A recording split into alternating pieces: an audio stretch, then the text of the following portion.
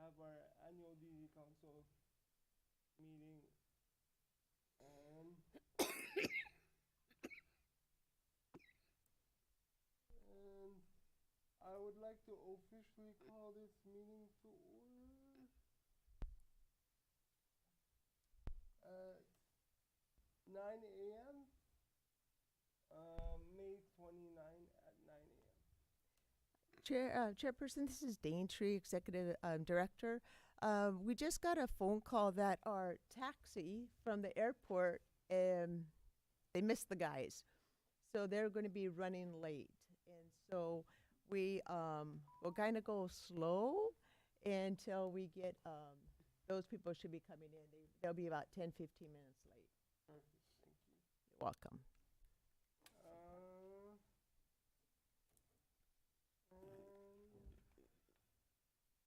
Faith, could you please do a roll call?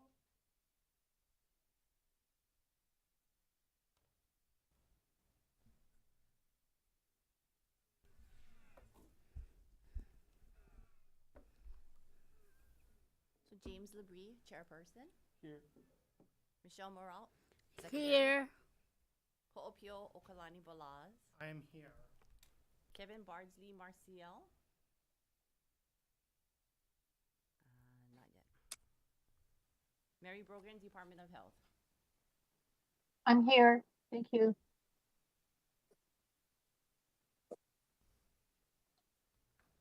Mary, we have you on mute.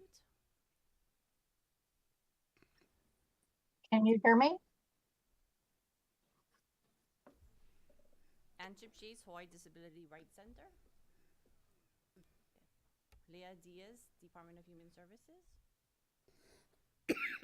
Morning, I'm here. Cindy Fowler. Howard Greenberg, parent from Maui. Josh Ige, self-advocate from Lanai.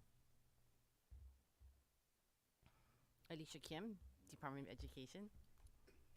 Debbie Kobayakawa, parent from Oahu. Present. Oh, it's really soft. Can you repeat that, Deb? Yes, I'm present. I'm here. Can you hear me? Oh, okay. Oh, okay. Koriko Takahashi, University of Hawaii. Reina Lynn Torado. Christina Valenzuela, Executive Office on Aging. Mark Vieira, parent from Kona. Eden Watabayashi, Department of Health. Oh, you have a seat at the table. Sorry. Robert Jackson Whitaker, self-advocate, Oahu. Okay, thank you, Chair. Chair? Just before we get started, because I think there's parking was an issue, because as you see, these people, we have like 4 or 5 people here that said they're going to be here. So would it be okay, guys, if we just take like a 5-minute break? Would that be okay? As we wait for people? I'm looking at Olelo people. Is that going to be a problem? Okay, so Chair, is that okay if we take a 5-minute recess? Okay, so you guys, I have 9:05. Let's come back at 9:10. So let's just take a 5-minute break to give people some time, if that's okay, so we have quorum. I appreciate everybody. And then, Chair, when we get back, Mary Brogan's going to have to get off a little early. So I asked permission if we could move her up in the agenda to give her presentation after Jack Lewin. Is that okay with you? Sure. Thank you, Chair. Thank you, everybody. 5 minutes. Appreciate it.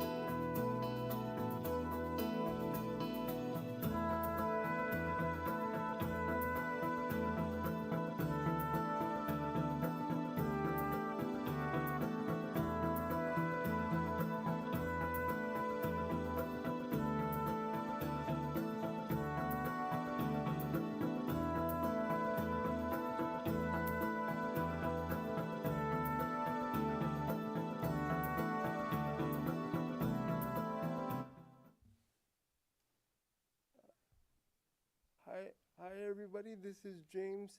I would like to ask Fate to do introductions again, please. Thank you, Chair. Mary Brogan, Department of Health, Developmental Disabilities Division. I'm here. Thank you. Ann Chipchase from Hawaii Disability Rights Center.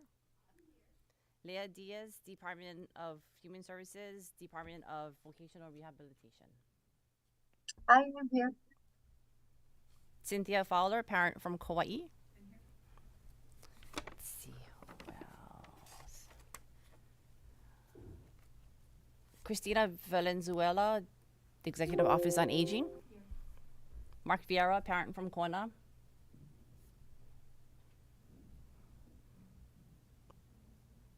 Mark Vieira.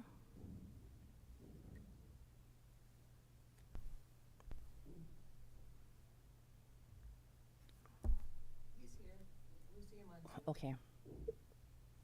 And then I'll go ahead and introduce people attending virtually. Oh, thank you, Mark. Okay, thank you, Chair. We have quorum. Thank you. Next, I will ask. Excuse me, we have introductions. We're going to now? introduce people virtually attending. So we have, let's see, Brandy Makalani Hayden. If you introduce yourself, please. Aloha, my name is Brandy Makalani Hayden. I'm a new member to the council, and mahalo for having me here. Thank you. We have a Stephanie from the waiver coordinator, ARC of Maui.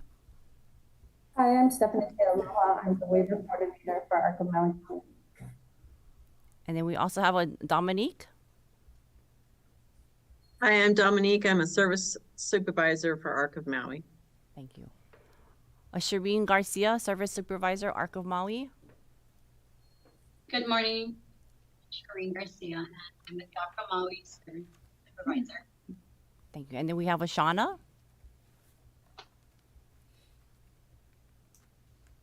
Okay, a Grace Miyata.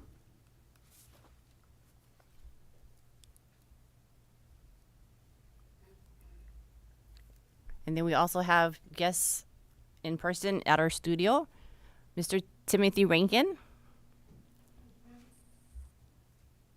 You want to introduce yourself at the mic?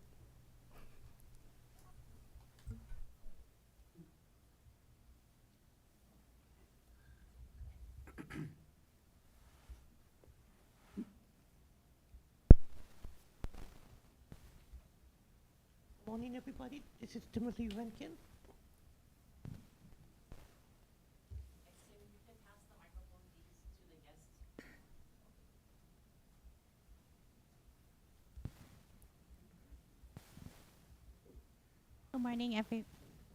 Good morning, everyone. I'm Desiree. I'm a social worker with Kaiser. Good morning, everyone. I'm Rosalind Harper, and I am the manager at Peds Specialty Department from Kaiser.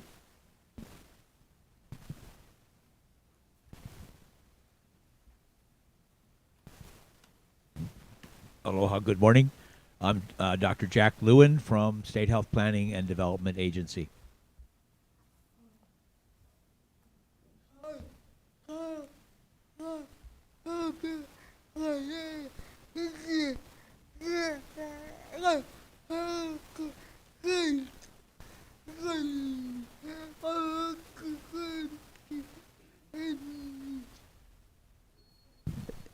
By Papa Soliai, self-advocate, and she's here representing Tammy Everett Consulting. And then, Faith, you have yourself and our people behind us and staff. Faith Nishimura, secretary for the council.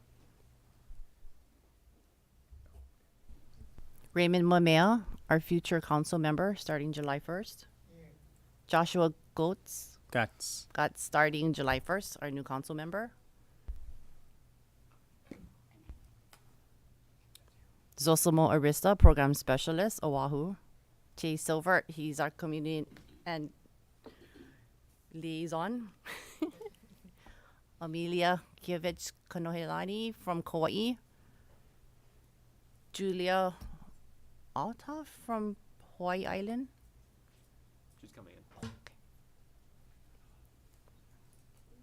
Thank you. All right.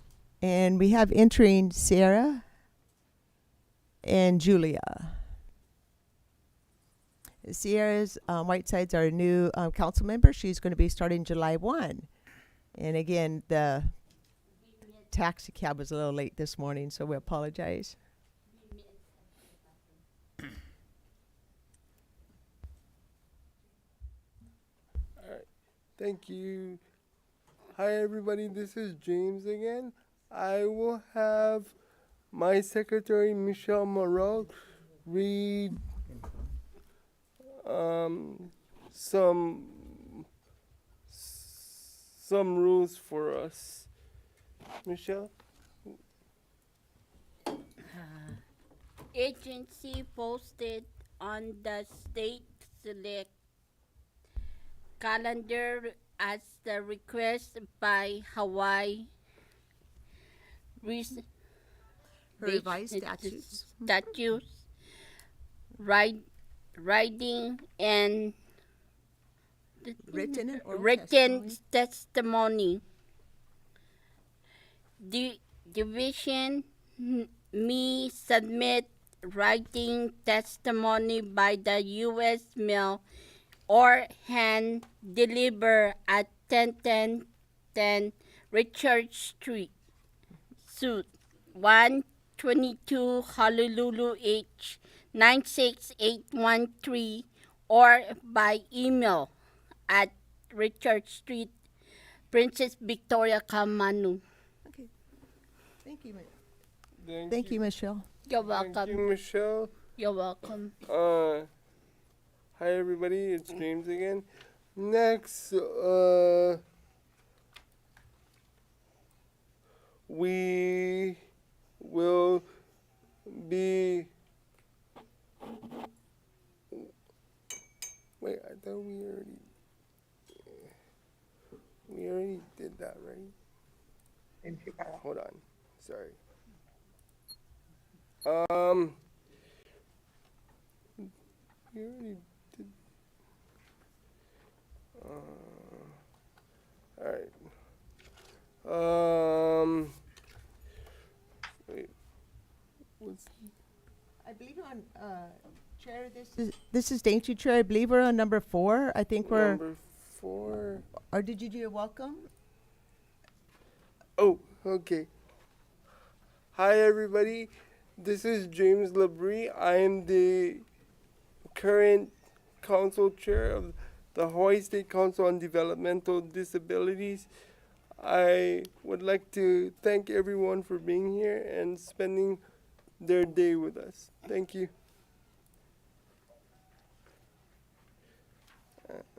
And then next, I would like to now have a motion to approve the meeting minutes from March 25, 2023. Chair, people might need a moment. So it's the salmon colored sheet in the booklet that was also mailed out. So the minutes are approximately 12 pages long. And so hopefully we got these out to you folks that you got to review them ahead of time. And Chairperson, I just would like to remind people that at any time, if somebody goes through the minutes at a later date and they find something that might not be correct, we could go back and correct them. They will be posted. And so if you guys didn't get a chance to thoroughly read them, don't worry. We'll always have a chance to revise if needed. Thank you, Chair. Thank you. At this time, everybody can take a minute to read. Everybody can take some time to read the minutes so we can hopefully approve the minutes from March 25th. I'm sorry, Faith, what was that? Not.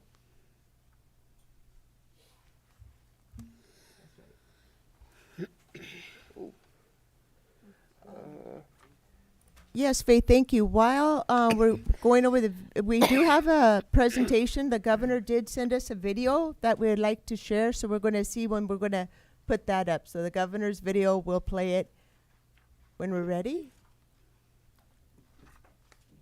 On behalf of the state of Hawaii, I would like to extend our heartfelt gratitude to Bathe Fong, Michelle Moralt, Victoria Murray, Darwin Nagamine, and Robert Jackson Whitaker for their dedicated service over the past 8 years. Your commitment and contributions have significantly advanced our mission and have positively impacted the lives of individuals with developmental disabilities in our community. I'm also pleased to congratulate Ho'opio Okalani Balaz and Melissa Gibo on their appointment for another term. Your continued dedication and expertise will be invaluable as we move forward.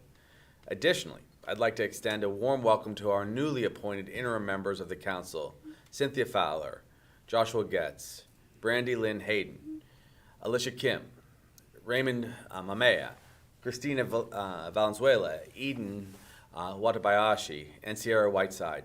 We're excited to have you on board and look forward to your contributions in supporting our community. Mahalo and aloha. Thank you. Hey, congratulations, everybody. Thank you. And at this time,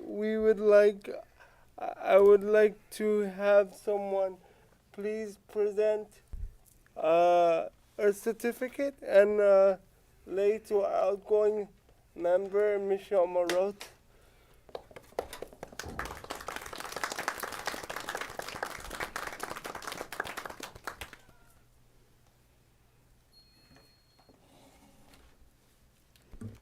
See, we're giving people plenty of time to review those minutes, so.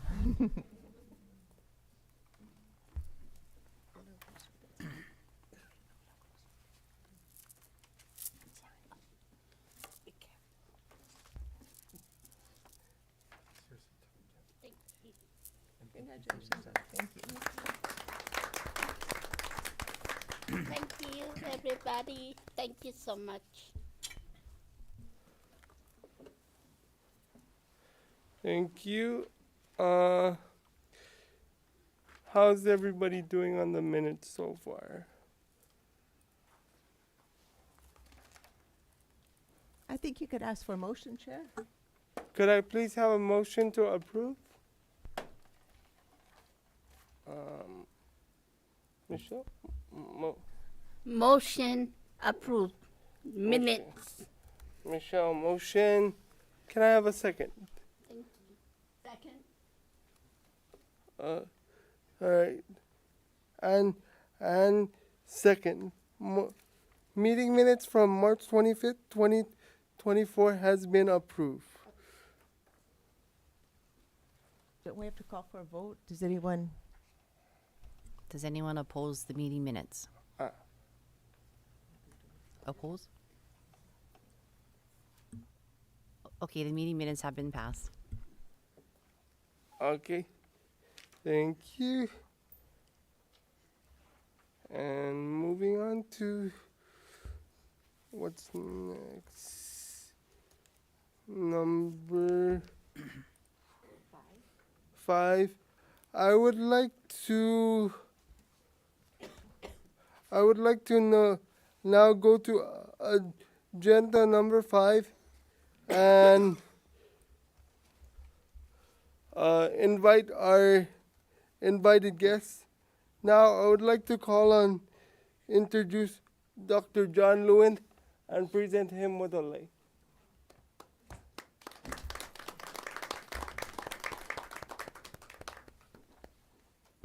Thank you.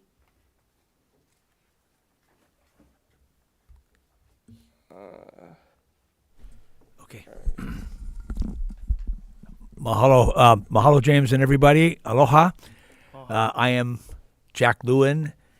John is just my name on the birth certificate, but I go by Jack. So it's very nice to be here with you today. I have been involved with the developmental disabilities issues for many years. I was Director of Health in Hawaii from 1986 to 1994, and we made some progress in those years, but more progress is needed even today. So I'm very grateful to have a chance to talk to you today about my new role in Hawaii. I was recruited by Governor Josh Green to become the administrator of the State Health Planning and Development Agency. First, I'd like to thank Daintree Bartolos for inviting me, and James for inviting me. Thank you so much. I'm very grateful to be here today.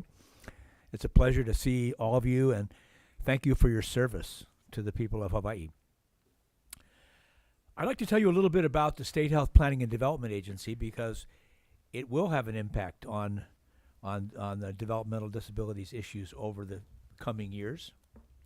So it's a pleasure to begin a dialogue with you about where we can go together to improve the health and well-being of people with developmental disabilities in Hawaii. SHPDA was created, and this is surprising, 50 years ago.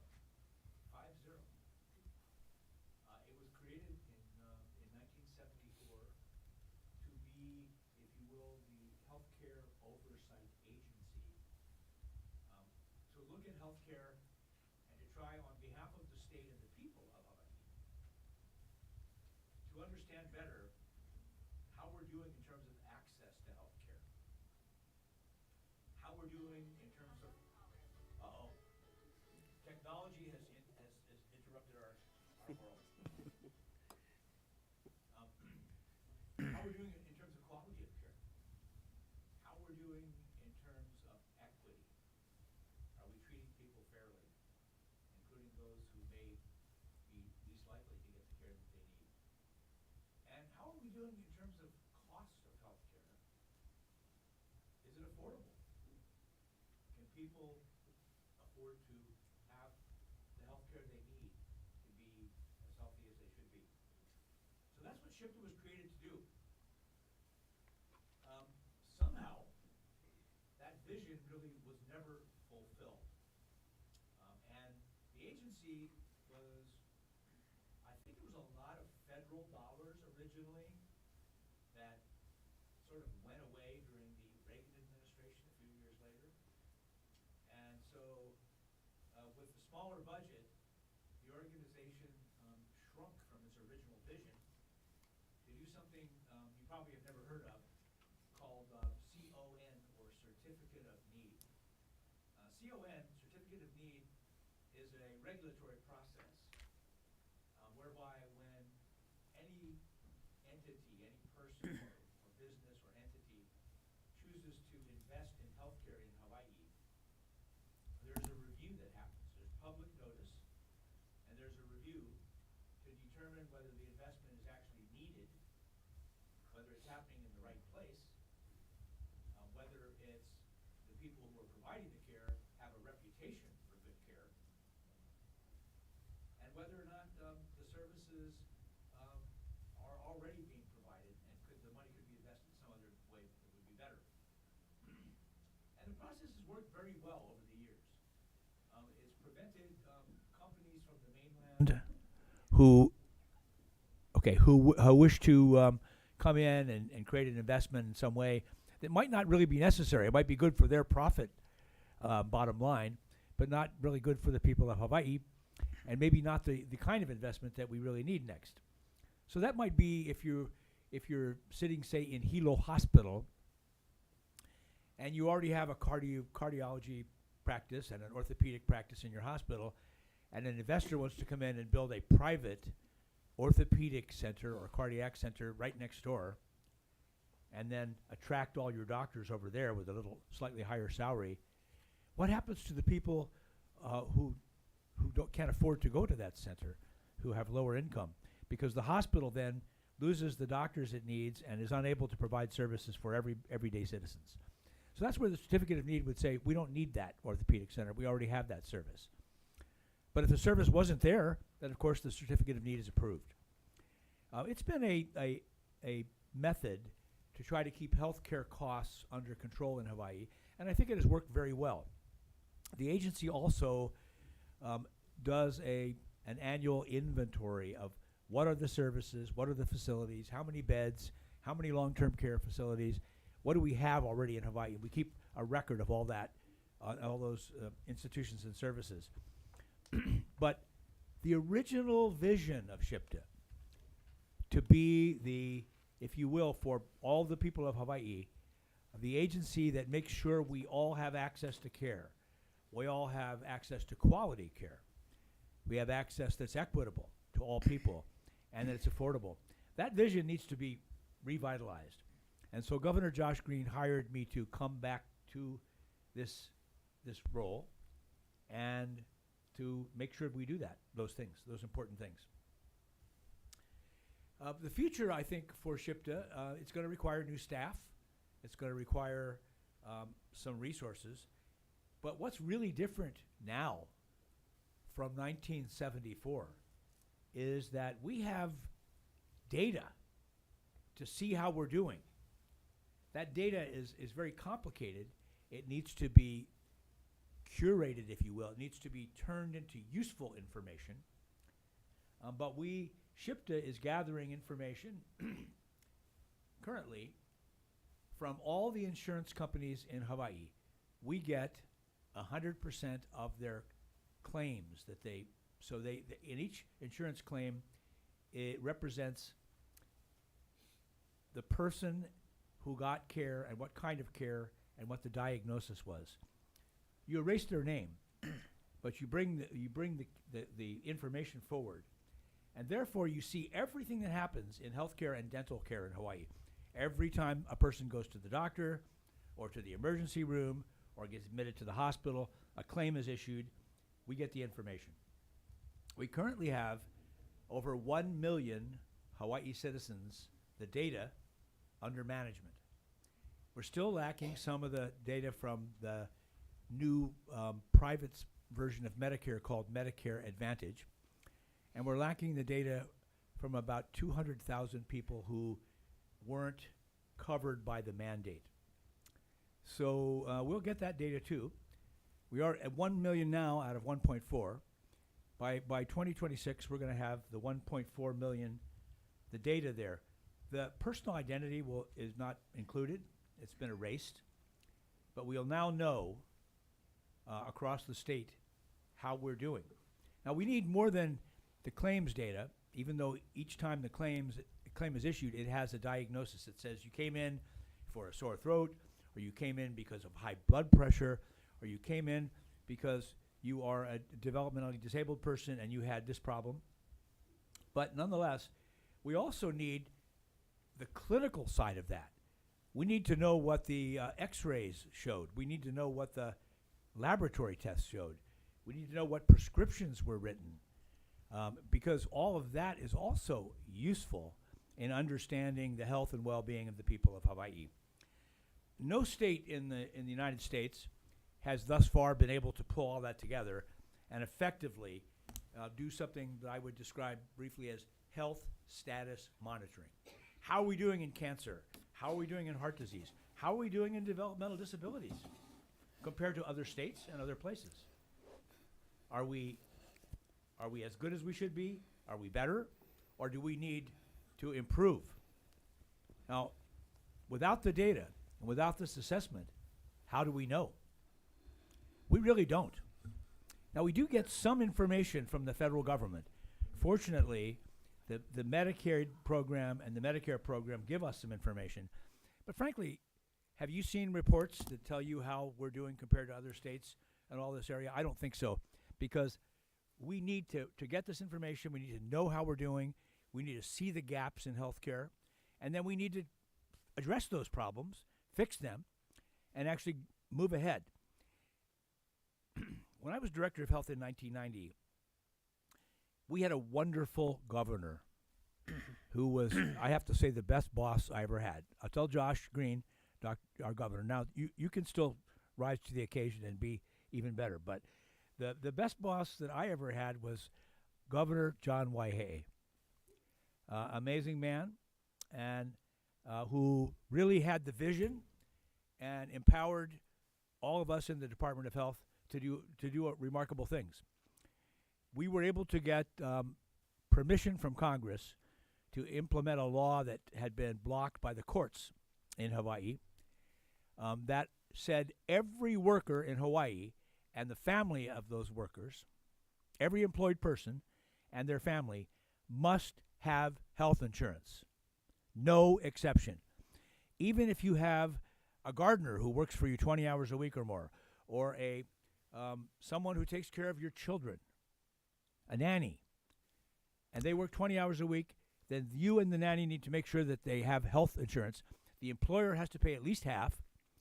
It has to be built, and the employee may pay up to half, but in practice, the employee usually pays about 20%, and the employer pays about 80% of that coverage. Hawaii is still today the only state in America that has mandated that for all workers. Now, there are some ways the business community, attacked that law when it was passed by the Hawaii legislature in 1974. That's how it got caught up in the courts and was, for a while, invalidated. And it took until the 1980s to get Senator Inoue to bring the law back and to give us an exemption from this federal law and let Hawaii's law go forward. It was called the Hawaii Prepaid Health Care Act. And we take it for granted here that we have it, but it's a very, very important and valuable part of Hawaii's healthcare system.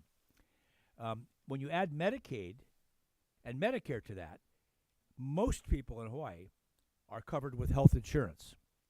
In 1990, we also passed another law called the State Health Insurance Plan, which provided guaranteed insurance for all the remaining uninsured people in Hawaii.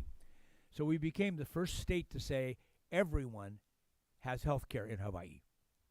And while we are the Aloha state, and there's no question we're so proud of that, we also were Hawaii the health state.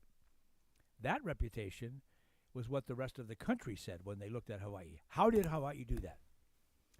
This guy named Bill and his wife Hillary, who became President Clinton and Hillary Clinton, they came to Hawaii and they said, "How did you do this? We're going to do it for the whole country." Mrs. Clinton led a whole effort to try to get Hawaii's law passed in Congress, and it didn't quite make it. She did add a lot of detail to it, made it very complicated. She's a woman who was striving for perfection. I think she's a wonderful person. But her attempt to get to perfection did not pass through the Congress. Meanwhile, a guy named Gray Davis, who was the governor of California, the largest state in the nation, and Willie Brown, the Speaker of the California Assembly, came to Hawaii, and they said, "We're going to do it in California then." So actually, I had the privilege of going to California and helping them fight for 2 years to get it through their legislature. So Hawaii's law became the law in California. Why don't you know that? Because this guy named Arnold, very muscle-bound guy, Arnold Schwarzenegger, ran for governor, and his party led a ballot initiative, and they killed off the law in California. So it eventually, even though it passed, it was never implemented. So there's a lot of work to do. Some of the employers in Hawaii have kind of cheated, and they employ people only 19 hours a week so they don't have to provide the health insurance. They'll have 2 people working one position. That's not good. We have to fix that problem. That's where we've have some more uninsured people that we didn't have back then. And there are other people that are now in Hawaii. We now have about 5 or 6% uninsured. So SHPTA is going to take on some challenges. We want to get everybody insured again. We want to get rid of medical debt. Why should we have medical debt? Other developed countries don't send a debt collector when you can't afford to pay your hospital bill. We shouldn't have that in Hawaii. And we're going to get rid of it. We're going to monitor health status in Hawaii. We're going to do real-time public health surveillance. If we can collect the real-time pharmacy prescriptions, laboratory tests, and claims data and track it real-time, we'll see a new infection like COVID immediately and where it is. We'll pick it up right away. We'll pick up a mental health crisis. will pick up an environmental crisis. We'll see if people with developmental disabilities in some areas of the state are not getting services and are having problems and are in the emergency department too often. We'll see all of that. And then we can do something about it together. We'll look for the gaps. We'll improve the outcomes together. Now, the reason this is important is because we're part of the U.S. healthcare non-system. Now, I didn't misspeak right there. I said non-system. Because the U.S. does not have a system for healthcare. We have Medicare, which is good for all people over 65 and for disabled people. And that program is really probably the most equitable program of all. And we have Medicaid, but Medicaid is different in every state. It's not, there's 50 different Medicaid plans. We have a very good one in Hawaii, actually. But 50 different Medicaid plans, all different rules, different coverages, different costs. It's not right. Then we also have the Veterans Plan. We have the Indian Health Service. We have 1,000 different insurance companies, all with different rules for private insurance. All these administrative things are ridiculous. The other developed nations in the world have two things we don't have. One, they guaranteed everybody in their society a defined set of benefits, and they're providing it. That's huge. America has not done that. Hawaii is the closest to having done that in 1990. We need to go back there. And two, they have one set of administrative rules that applies to everybody and everything and all coverage. They have a system of care, not a hodgepodge of complex programs, that just make, boggle the mind of a doctor. When I practiced medicine in Hawaii, I experienced that for many years, and I was really wanting to break it, bust it open, and fix it. But there's so many pukas in the U.S. healthcare system. So we got to fix that because today in America, we are spending $4.6 trillion, that's with a T, dollars on healthcare annually. But in 2030, just 5 years away, we're projected to spend $7 trillion, which will be average out about $50,000 for a family of four for health care. I'm afraid that is unaffordable. So we're in the U.S. healthcare non-system. And Hawaii needs to lead and take its own course before healthcare becomes completely unaffordable for a lot of people. And more injustice could happen. As Martin Luther King said, of all the forms of inequality, injustice in healthcare is the most shocking and the most inhumane. So we don't want to go there. We want to go in the right direction, and we will. Hawaii will, in the future, always be the aloha state. But Hawaii will also be Hawaii the health state. And we'll all make that happen together, including for the people with developmental disabilities. So thank you so much for having me here. That's the vision and the dream for what SHPTA can do to help the people of Hawaii in the years ahead. Mahalo. Aloha. Thank you, Dr. Lewin. Does anybody in the audience or via Zoom have any questions for Dr. Lewin? Don't be shy. Seeing none, we are now going to move on to the DD Council budget. Excuse me, earlier we asked permission if Mary Brogan could go ahead. We are going to Dr. move up Lewin. to Mary Brogan to do her presentation. I'm sorry. No, thank you. Thank you so much. Thank you. Can you hear me? Yes. I hear an echo.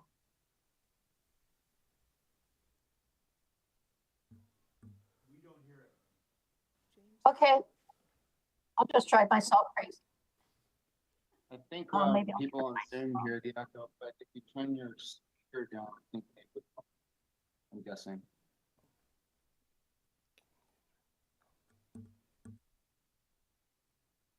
Were you telling me to do something? Hello, guys. No, there's a hot mic, Mary. Go ahead and is Mary sharing her screen, Faith, or are we sharing? I think you would have to make me the host. Okay, sorry, Mary. One quick second. Thank you for your patience, guys. This is our second time here, so we have glitches a little bit, but let me go. I know. It's fun. So I'm sorry, am I going to share my screen? There you go. Okay, I am screen sharing. Question, can you see my screen? We can. You can make it a little bit larger because we see two screens kind of. There you go. How's that? Can you see It's it? the view. We could see your notes on the right hand side. Okay. Well, I'll just do it from this way, like this. How's that? That looks good. Thank you, Mary. Thank you. Thank you, everybody, for your patience. I'm sorry I couldn't be there today. Some important meetings came up, and I'll explain a little bit about that. These are my updates, which for Developmental Disabilities Division, and it is in your packet in printed in white.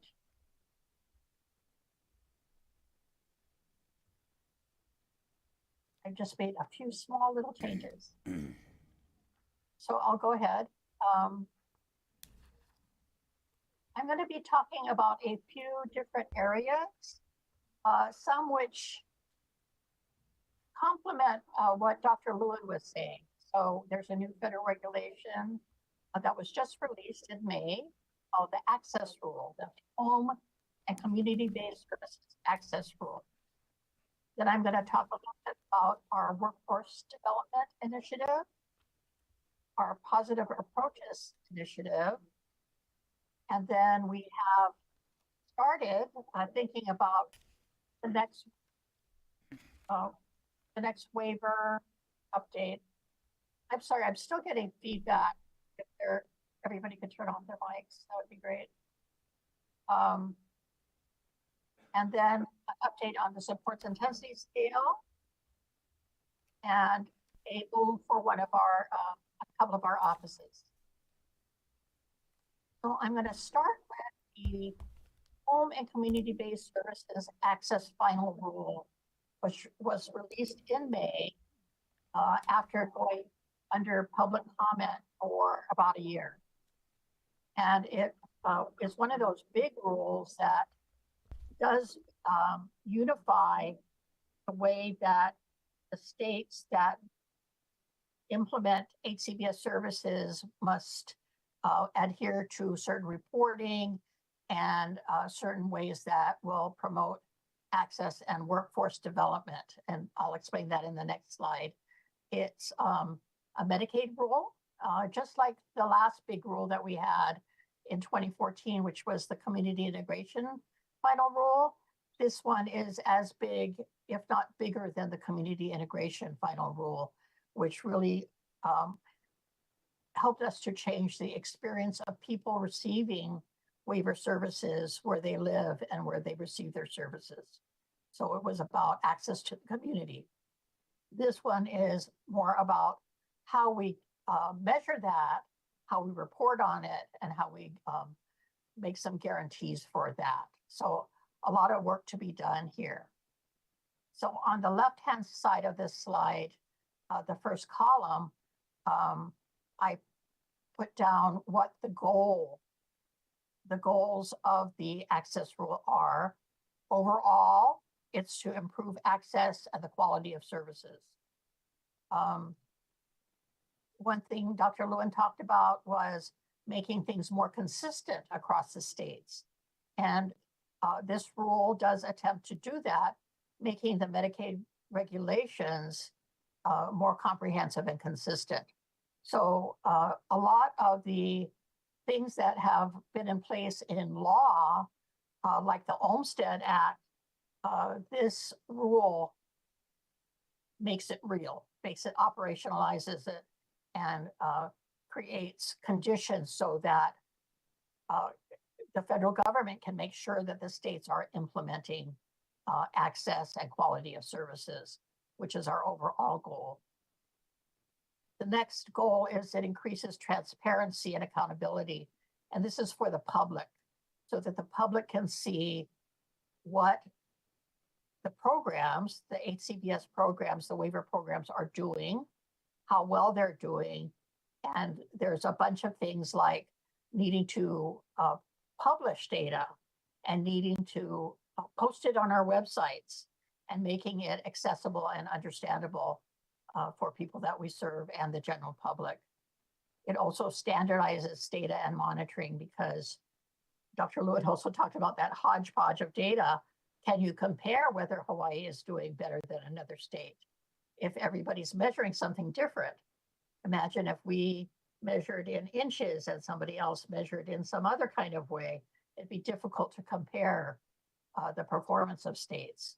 So what this rule does is it standardizes, it makes it consistent across states. And a big part of the goal of this rule is to promote active engagement of beneficiaries, which means the people receiving the services. So there's going to be a lot of requirements around including people receiving home and community-based services like our 1915C waiver on committees and groups that help to inform, in this case, the MedQuest division about how we're doing, and we'll have more input on the direction of services. And the effective date is going to be in a month or so, a little more than a month, July 9th, 2024. That's when the rule goes into effect. So some of the highlights of the rule: it further strengthens the oversight of person-centered service planning. For many years, we tried to improve person-centered service planning. There's still more that we can do to make sure that both services and the planning is fully person-centered. That's the voice of the person and the family are really reflected in the person's plan. And I think there's always more that we can do there. Another highlight, the second bullet on the right-hand side, is it provides standards for incident management, or what we call in DDD, adverse events. So there's more reporting.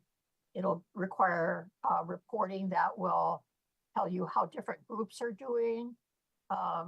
And it really heightens the consistency across the states for reporting incident management. So these would be things like if anybody gets hurt, if anybody gets hospitalized, if anybody gets the wrong kind of medication, those kinds of standards are really being strengthened. A big one that was very controversial in the comments of the rule, it takes the rate that we're paying to the agencies and making sure that a certain percentage or a certain amount gets paid to the direct support professionals, or in this rule called direct support workers. So it will roll in over time, but it asks the states to make sure that a large percentage, up to 80% of the rate, minus the training and some transportation and other things, gets paid directly to the direct support worker. And the goal behind this is to make sure that, agencies aren't making more money than they need to provide the service, but that we are able to pay direct support workers fairly and inclusive of what the rate includes. So much more information to come on this, but I just wanted to give you the highlights. It also asks the states to report on a waiting list for certain services. So it's not just the waiting list to get into a waiver, which a lot of states still have, but the waiting list for certain services. How many people are waiting? What type of people are waiting? Where are they waiting? And how long are they waiting for? More public reporting on fee schedules, hourly rates, all that requires to be transparent. I'm sorry, I skipped. And because I keep touching my mouse. And the implementation dates for all these requirements will phase in over time. So the last date for states to implement is in 2032, but most of the requirements, and there are many, fall into the 2 to 4 year range. So much more information to come on this, but I just wanted to share basically that we do have this new access rule, HCB access rule, and we will be implementing in partnership with you and with the MedQuest division and other stakeholders, people who believe in HCBS services in Hawaii.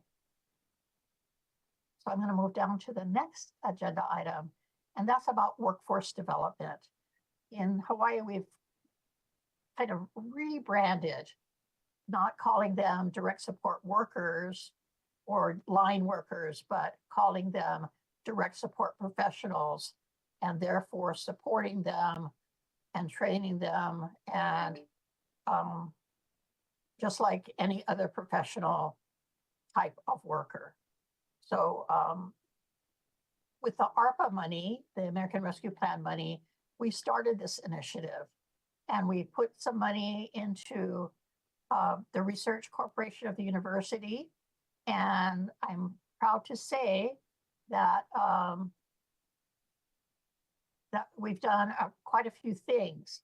So we have accelerated the rates that we were meaning to put into place in January 2024, and we started them earlier.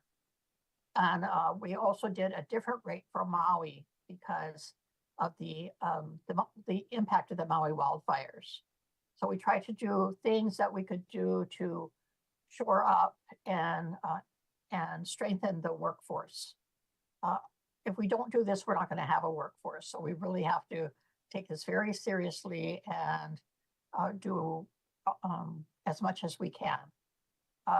We conducted a new rate study. We're conducting that now, and we're going to put the results into our budget request for fiscal year 25. That means for me, I have to get that budget ready by this August in order to have it go through the food chain and get all the review and approval processes so that we can actually start any rate changes in July of 2025. We also changed the service supervisor qualifications because we heard a lot from our agencies that people didn't really need a college diploma to be a service supervisor, that there were many service supervisors in our waiver agencies that have worked a long time and are very qualified and meet all the qualifications except for the educational one. So we're changing the service supervisor qualifications to make sure that the person is qualified, but even those that meet the qualifications and may not have all the education, all the degrees behind them can still apply for those positions. And the big one that we're doing is we are now, I guess on June 1st, we will officially be testing a direct support professional certification program. So we bought what's called a platform, a training platform called Relias, and we're going to test it. Sorry. See, I'm too excited. I'm waving my hands. We're going to test it with a few volunteer agencies, and our direct support professionals will start to earn national certification. And then we are going to look at how we can match the rates or tier the rates, somehow pay people who have the certification a higher rate and those agencies, and build the cost for getting certification into the waiver rates. So again, a lot more to come on that. We're testing it, and we want to go live with the full certification available to our agencies and direct support professionals by this fall. So that's moving very quickly. This is a little bit more on what I just talked about, sorry. So these are the partnerships. These things on the right are the different partnerships that are going into the curricula or the training for the direct support professionals, as well as supervisors. And some of these groups are providing the actual training and curriculum. Some are providing, like Relias, also doing the platform, which will help us to track the certification. And NADSP is the National Association of Direct Support Professionals, and they will be issuing the certification. So they look at our training, look at our curriculum to see if it meets national standards. And then they will look at each person to see if they've gone through the courses, and they will be issuing the different levels of certification called badges. We also have an advisory group that's helping us. We have contracts with all the groups on the side. This thing up on the top, we're not doing video streaming services, but the environment is going to look something like that, where the people taking the courses can just press the button to go to the different coursework, and it'll be user-friendly and intuitive to be able to track the courses that they've done. We're also building some curricula, some training specific to Hawaii, because we know that things may be different than some of the national trainings in Hawaii. There may be very different kinds of skills, or the way you provide services, or things to take into consideration in working with families. So we are going to build our own curriculum. And then again, we're testing with 3 waiver providers starting on June 1st. And we're also, because we have this learning platform, Relias, we're going to expand it to be training DD division staff too. In the future, we will also like to build up training for self-advocates and families. So that's all the stuff on the workforce development. There are different pathways. So the different pathways in our future vision, starting with the agencies and providers, and some of this will happen at the same time, concurrently.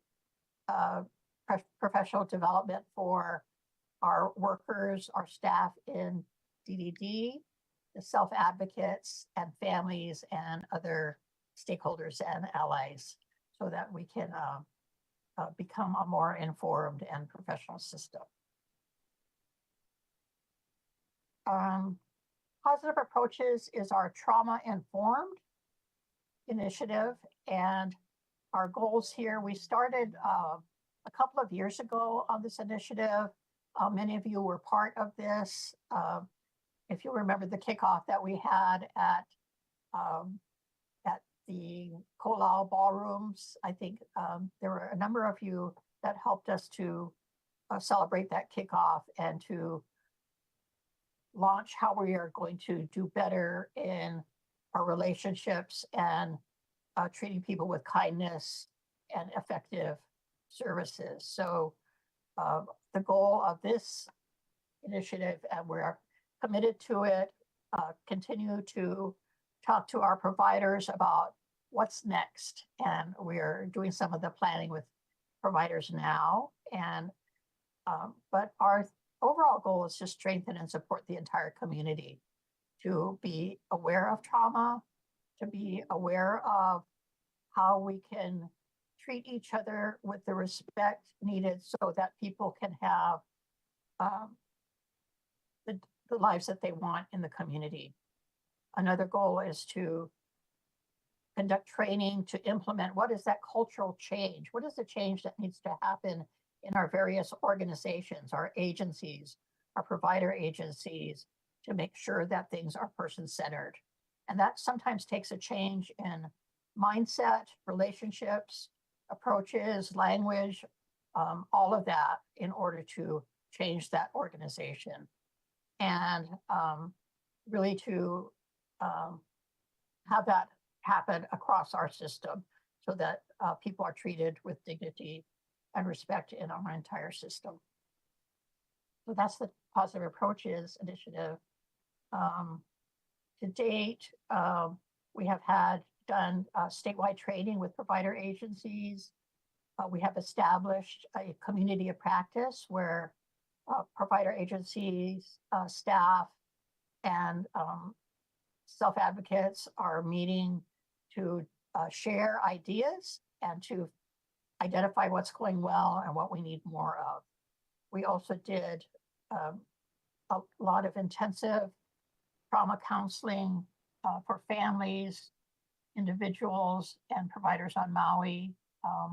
And we're continuing to do that because we're finding that some of the trauma did not all show up right after the Maui wildfires, but are continuing to impact people.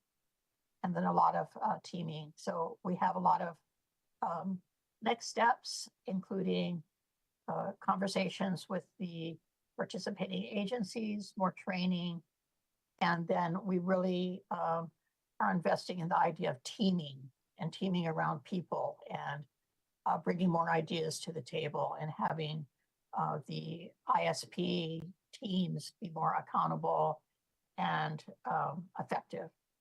And then we are also looking at a Positive Approaches home.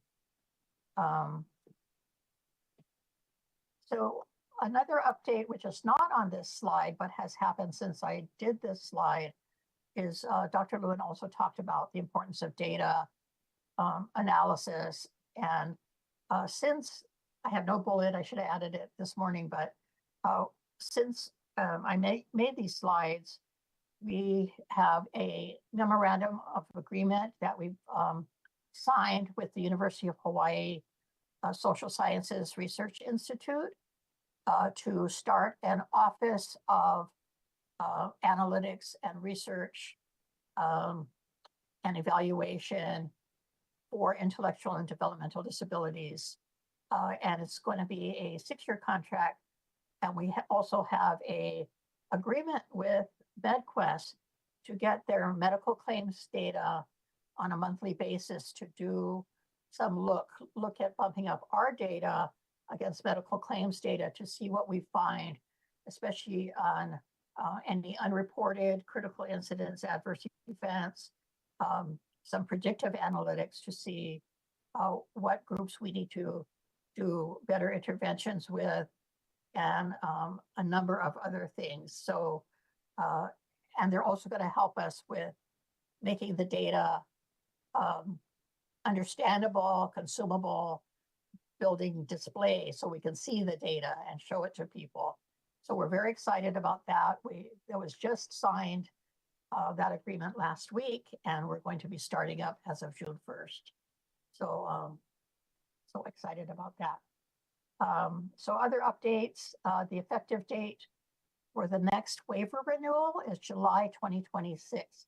So between now, 2024 and 2026, we're going to be asking you to engage with us on your ideas about what we want the next waiver to look like. The waiver is renewed every 5 years, and we can make changes between them, but the big changes would happen every 5 years. And so that's where we need to hear people's ideas.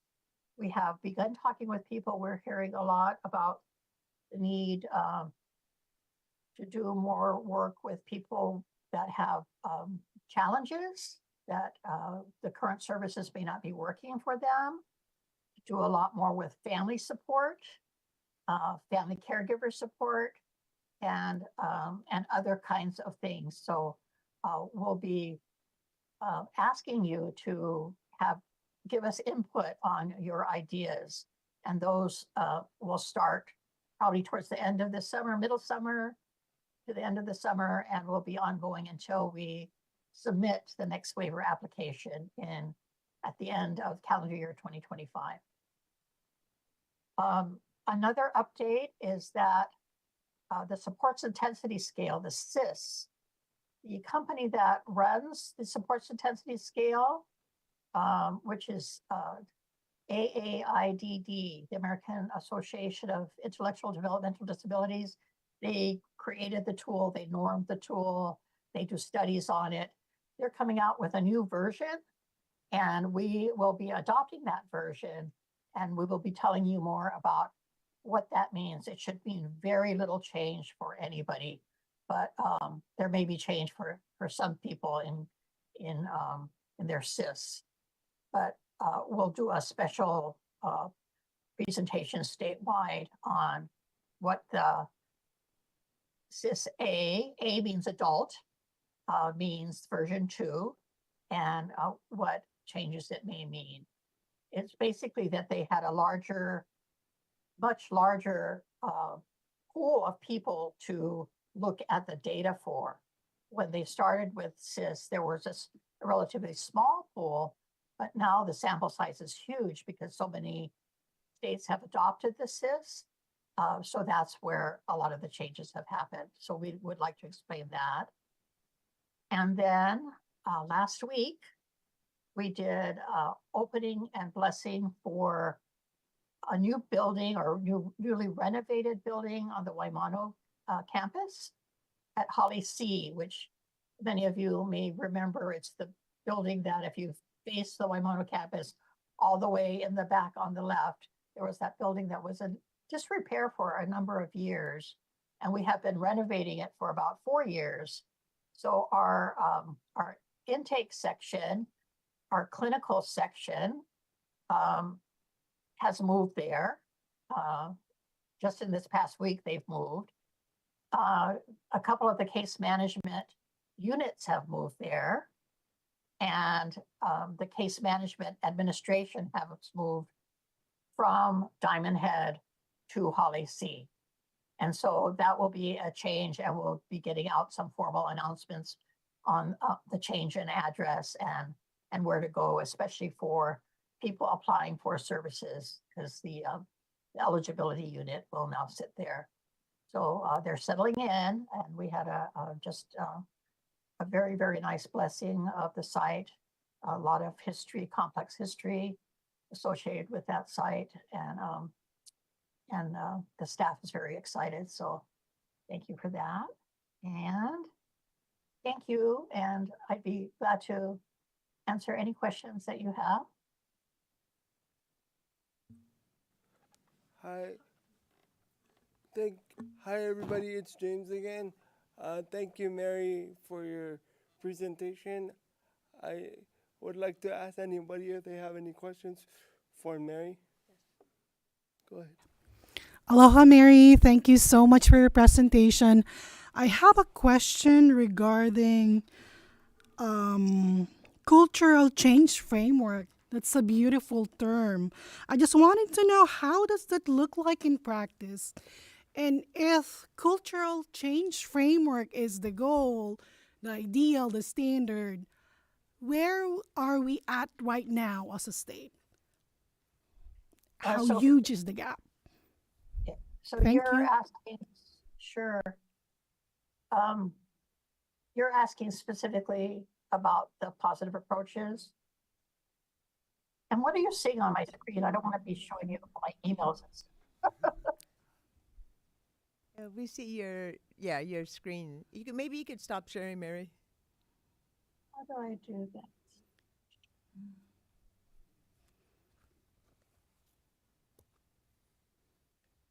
Can you unhost me? Oh, here. I found the button. Sorry. Thank you. So the question is about, could you your mic, please? Yes. Yeah. Thank you. is the question about positive approaches? Yeah, one of the goals actually mentioned about a cultural change framework. So I'm asking if how does it look like in practice? And if that's considered one of the goals, then where are we at right now as a state? You're talking about the goals for improving service quality under the access rule?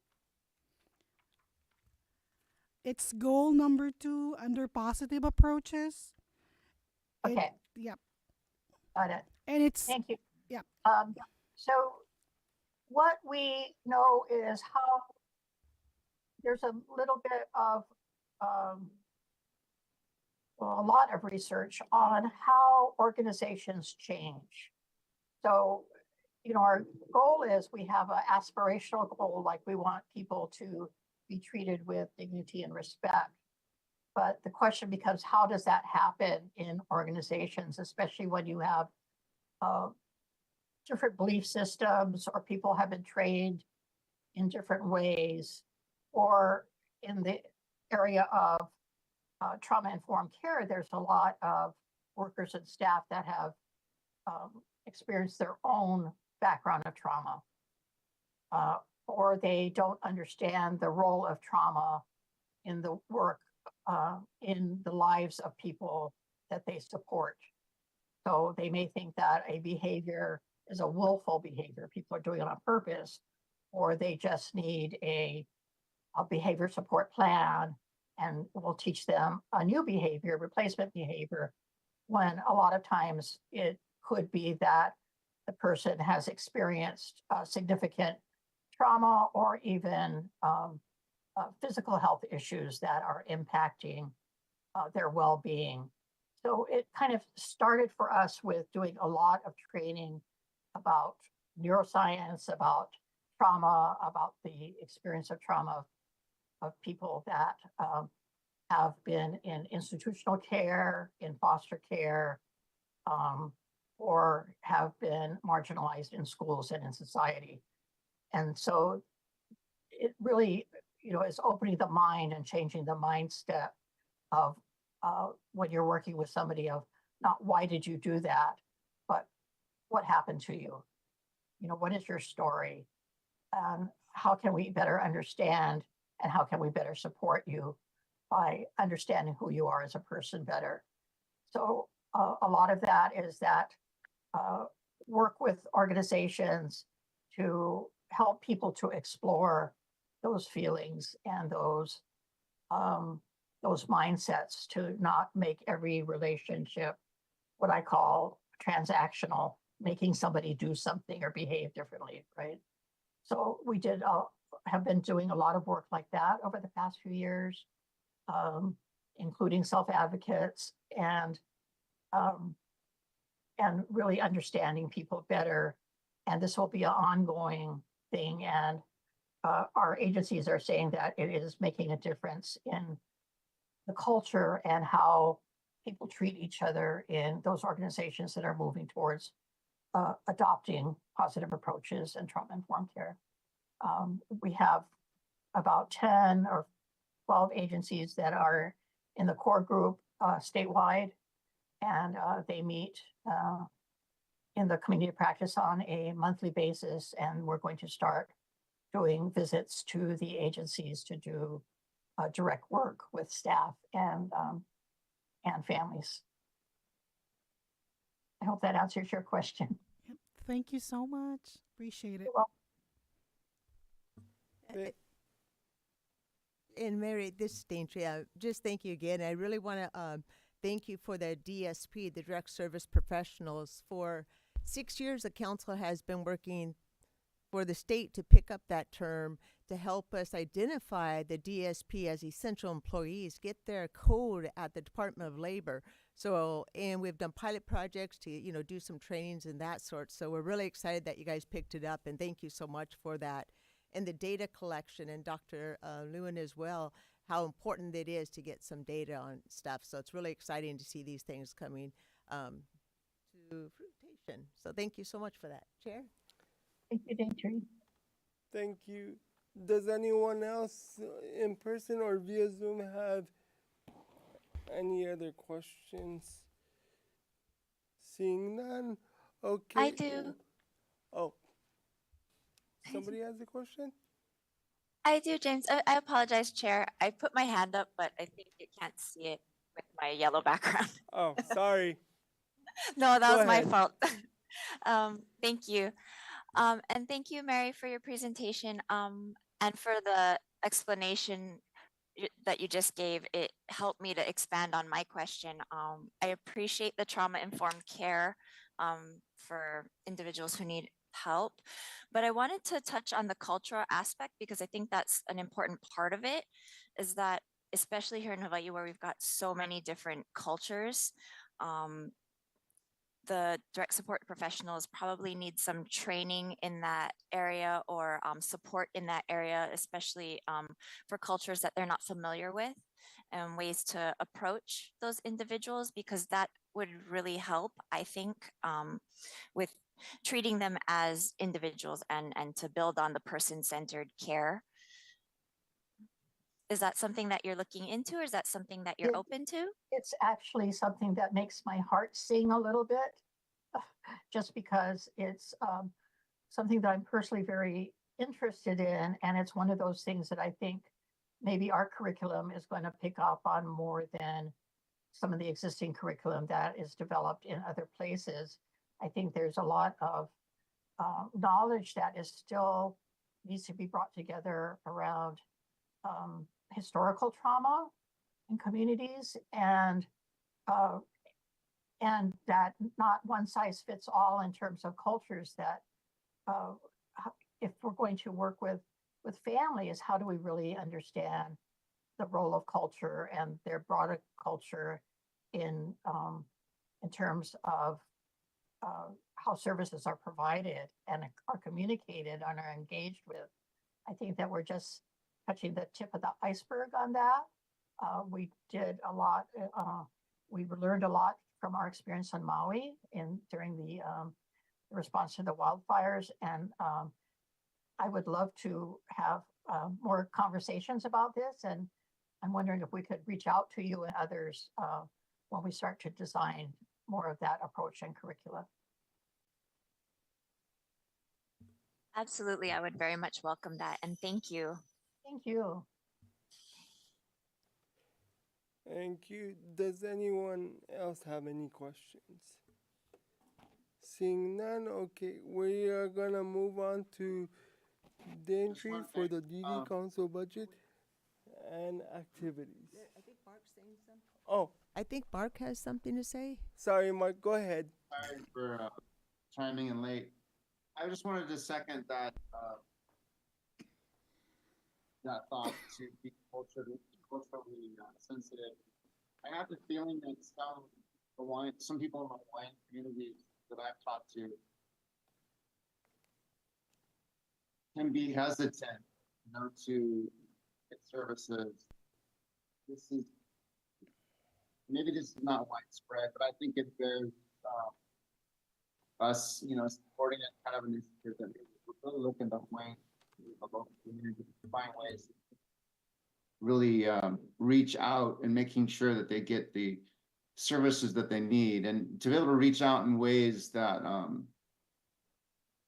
help them to be more receptive and to be most receptive so that their families can get the support that they deserve. Yeah, I think, I think for a long time, Medicaid reinforces only working with the individual, where the service has to be for the individual, but people live in the context of their families. And a lot of times if we give families tools and listen to them more, it enriches the service or makes it more effective. So I would love for our division to continue on that pathway and to have more conversations about that. So I didn't catch everything what you said in the beginning, Mark, until they made the sound like really good. But again, would love to have follow-up conversations about you and where you get your artwork in the back. It's so beautiful. Thank you. Thank you. If there are no further questions for Mary, we are going to move on to the DD Council budget and activities. For that, I will turn it over to Daintree.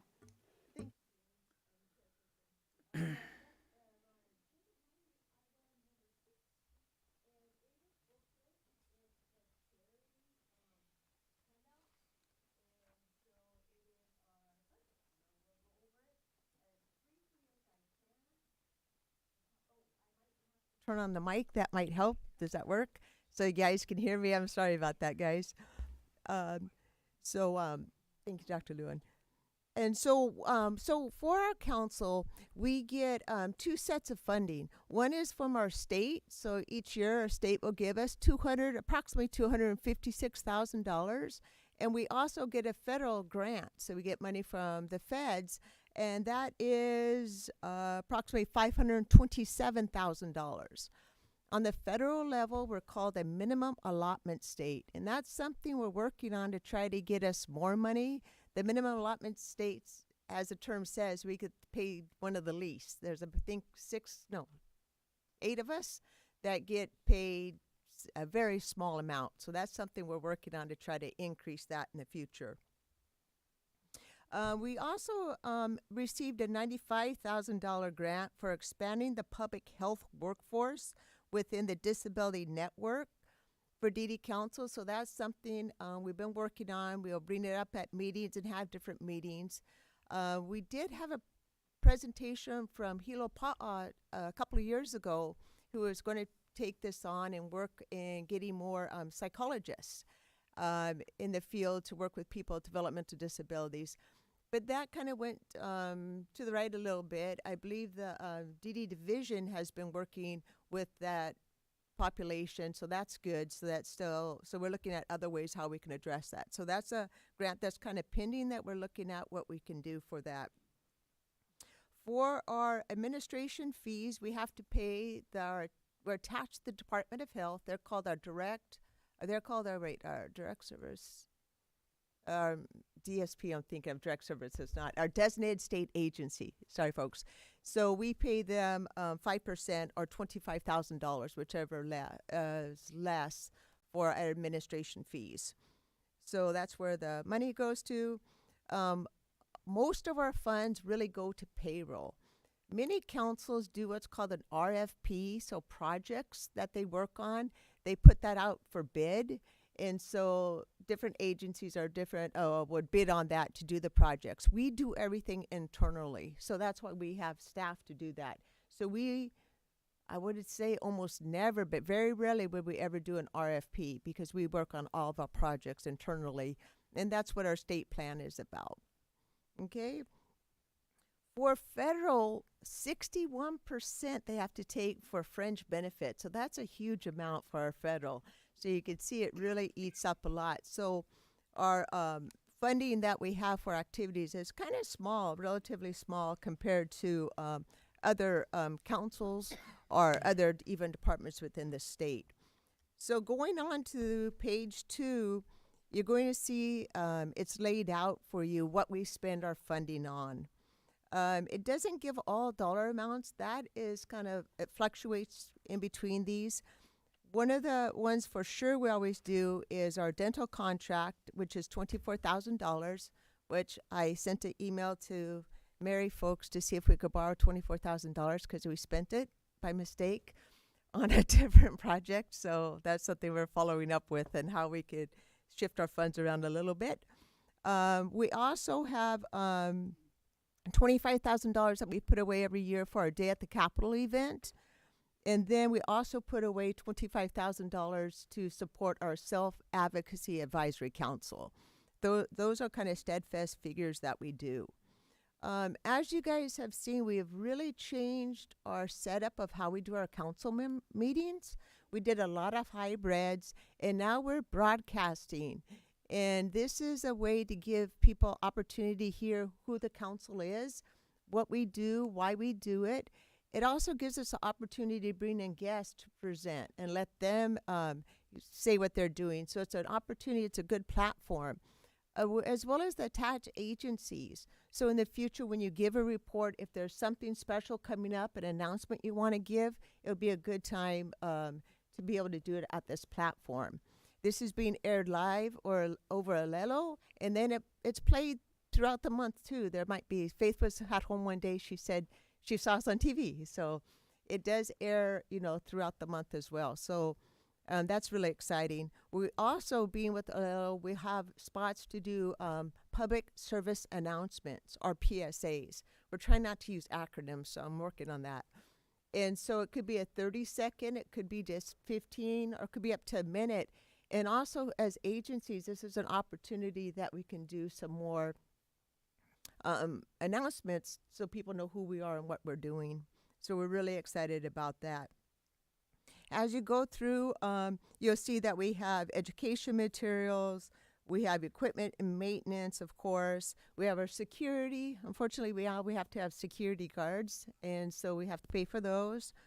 And I'm just trying to see if there's anything out of the ordinary. Our inter-island travel has decreased, but we took that money to pay for Alelo. So it's a wash. So it's not like we're saving money, but just utilizing it, I think, a little bit more wiser. Apparently we have to get a different taxi service because you guys were left behind for an hour. I'm so sorry you guys were left, but we'll work on that. And then, of course, our telephones and internet connections. So the IT part, that's something that we have to budget a little bit better for, because after 3 or 4 years, we need new computers. So we always have to keep that in mind. So we'll be looking at the budget on how to get some upgraded computers for some of our staff. We still have a vacancy on Maui. We had Aubrey Campbell as an 89-day hire in that position, and she's moved on and got another job, so that's good for her. And then I'm looking at Savannah internship, maybe possibly at 89-day hire to help us with Maui. So that's something that's really been hard for us, is to fill that Maui position. We don't even get a list right now, so that's been frustrating. So if you guys know anybody on Maui that has a college degree and is interested in the position, please let us know, because that's a very important position that we've been advertising for. We also have another vacancy in Hilo that Julia's been covering. So we said we should get a list for that Hilo position within the next 6 weeks. I'm not quite sure why it takes so long to get lists from DHER, but it does. So we just will keep chugging along on that. Some other items that we've paid for is, we have our Zoom, so we pay for that. We've also have Qualtrics is our, I got it right. Qualtrics is our data, Quorum is Ledge, or vice versa. So Qualtrics. So we have a dashboard data collection, and we're going to be able to put it live so people could see what we're working on, how our goals are going. So it's going to be totally transparent. So we're really excited to get that up and going. We did also purchase a Quorum, which helped with track legislation. But unfortunately, it didn't turn out as well as we wanted, so we don't think we're going to continue with that. The last thing that we may have to purchase is just assuring that we're taking over our own website. CDS was doing it for us for years, but now we're going to start doing it ourselves, and we just have to make sure everything's accessible. We went with a company called Recite Me, which was $16,000, and it was really good. However, they don't have a vendor compliance in our state, so we're unable to continue with that contract. So that's something we're going to be working on. And we are working on still our ABLE accounts. So achieving a better life experience, we're promoting that. We did ask for a staff position, and it almost went through, but we didn't get it through Ledge. So that's something we're still going to be trying to get and advocating for. We continue our other activities that we are working on that's not in here. We continue on our neighbor islands. We have different trainings, but I'm not going to go into details of those. I'll let our program specialists go into greater details on that. We're continuing to review our 333E and 333F to assure that we are following our Hawaii revised statutes, and that's very important. That supersedes our Hawaii administrative rules, so then we had to go back and make sure that we're doing things correctly. So that's something we're all working on. Basically, Che being our community and legislative liaison, that's something him and the interns have been working on. So we'll continue with that. But that's all I have for you folks at this time. So our budget is pretty cut and dry. It's not a huge budget, but that's kind of what we're working on. Is there any questions?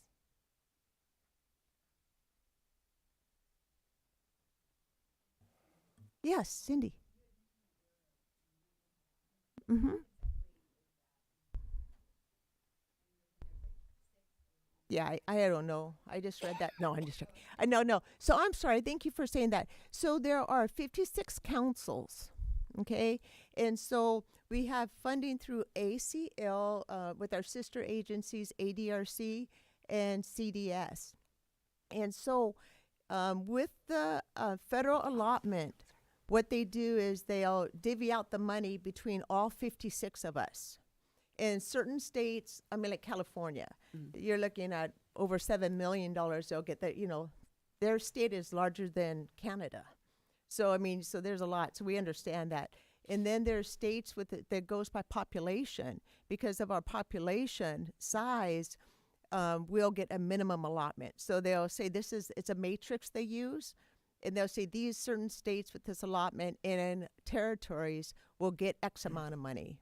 And that's the minimum that we'll get. So it's good in some ways because if there is ever, if the government closes down or there's some cuts, we'll always get that amount. It will never, that's the least they could pay us. However, for Hawaii, they need to take into consideration how we are, we have to fly to each state. We're the only state that is actually, you have to fly to get to every county. And so that's really expensive when you look at how much money that is to, do that. So that's something that we are trying to get increased. And I'll be working closely with Ann and Kiriko because we'll come in together as sister agencies and try to get that increase because they get the same thing as we do. Okay, thank you. Did I say that right, Kiriko? Ann, does that? Go ahead and.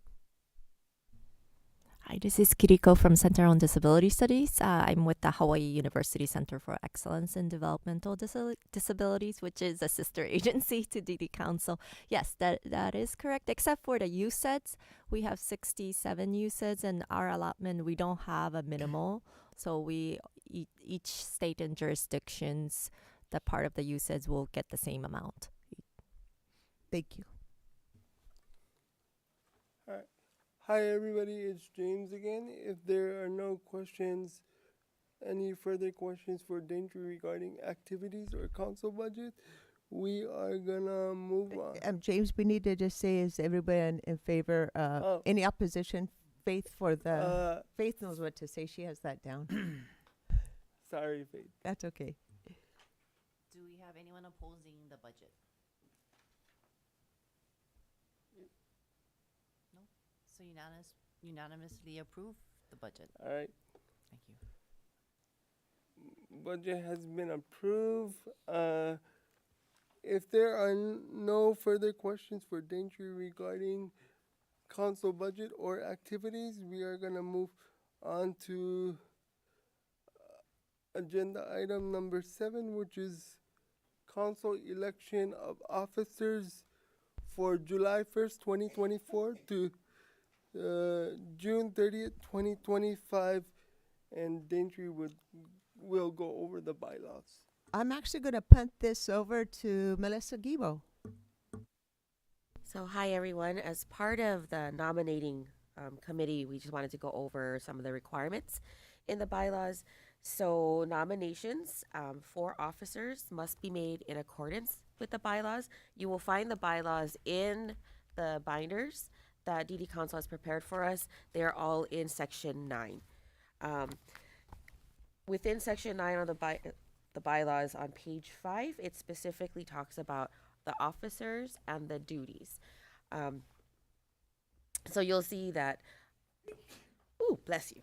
So, officers are elected annually, as James said. So, your terms are going to be July 1st through June 30th. So, an officer cannot serve more than 2 consecutive terms. So, if any of the current officers in their positions have already been in for 2 terms, they are not eligible to serve another term. So, we are going to be taking nominations up through the July meeting.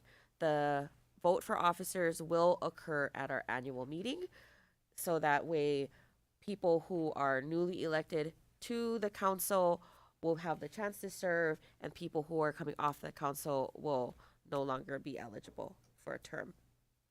So the officer positions, just as a recap, are the chair, the vice chair, and the secretary. So the chair serves and presides at all of the council meetings, serves as the chair of the executive committee, and as ex officio member of any standing committees. They also act to appoint the chair and members of standing and ad hoc committees. They have the ability to call special meetings whenever necessary. The chair also supervises the executive director and represents the council at official functions.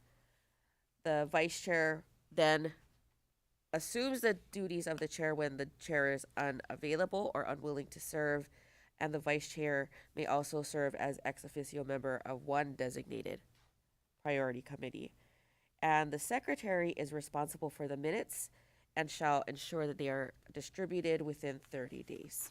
Similarly, they can serve as ex officio member of one designated standing committee and will be called to assume the duties of the chair or vice chair when neither is able or willing to serve.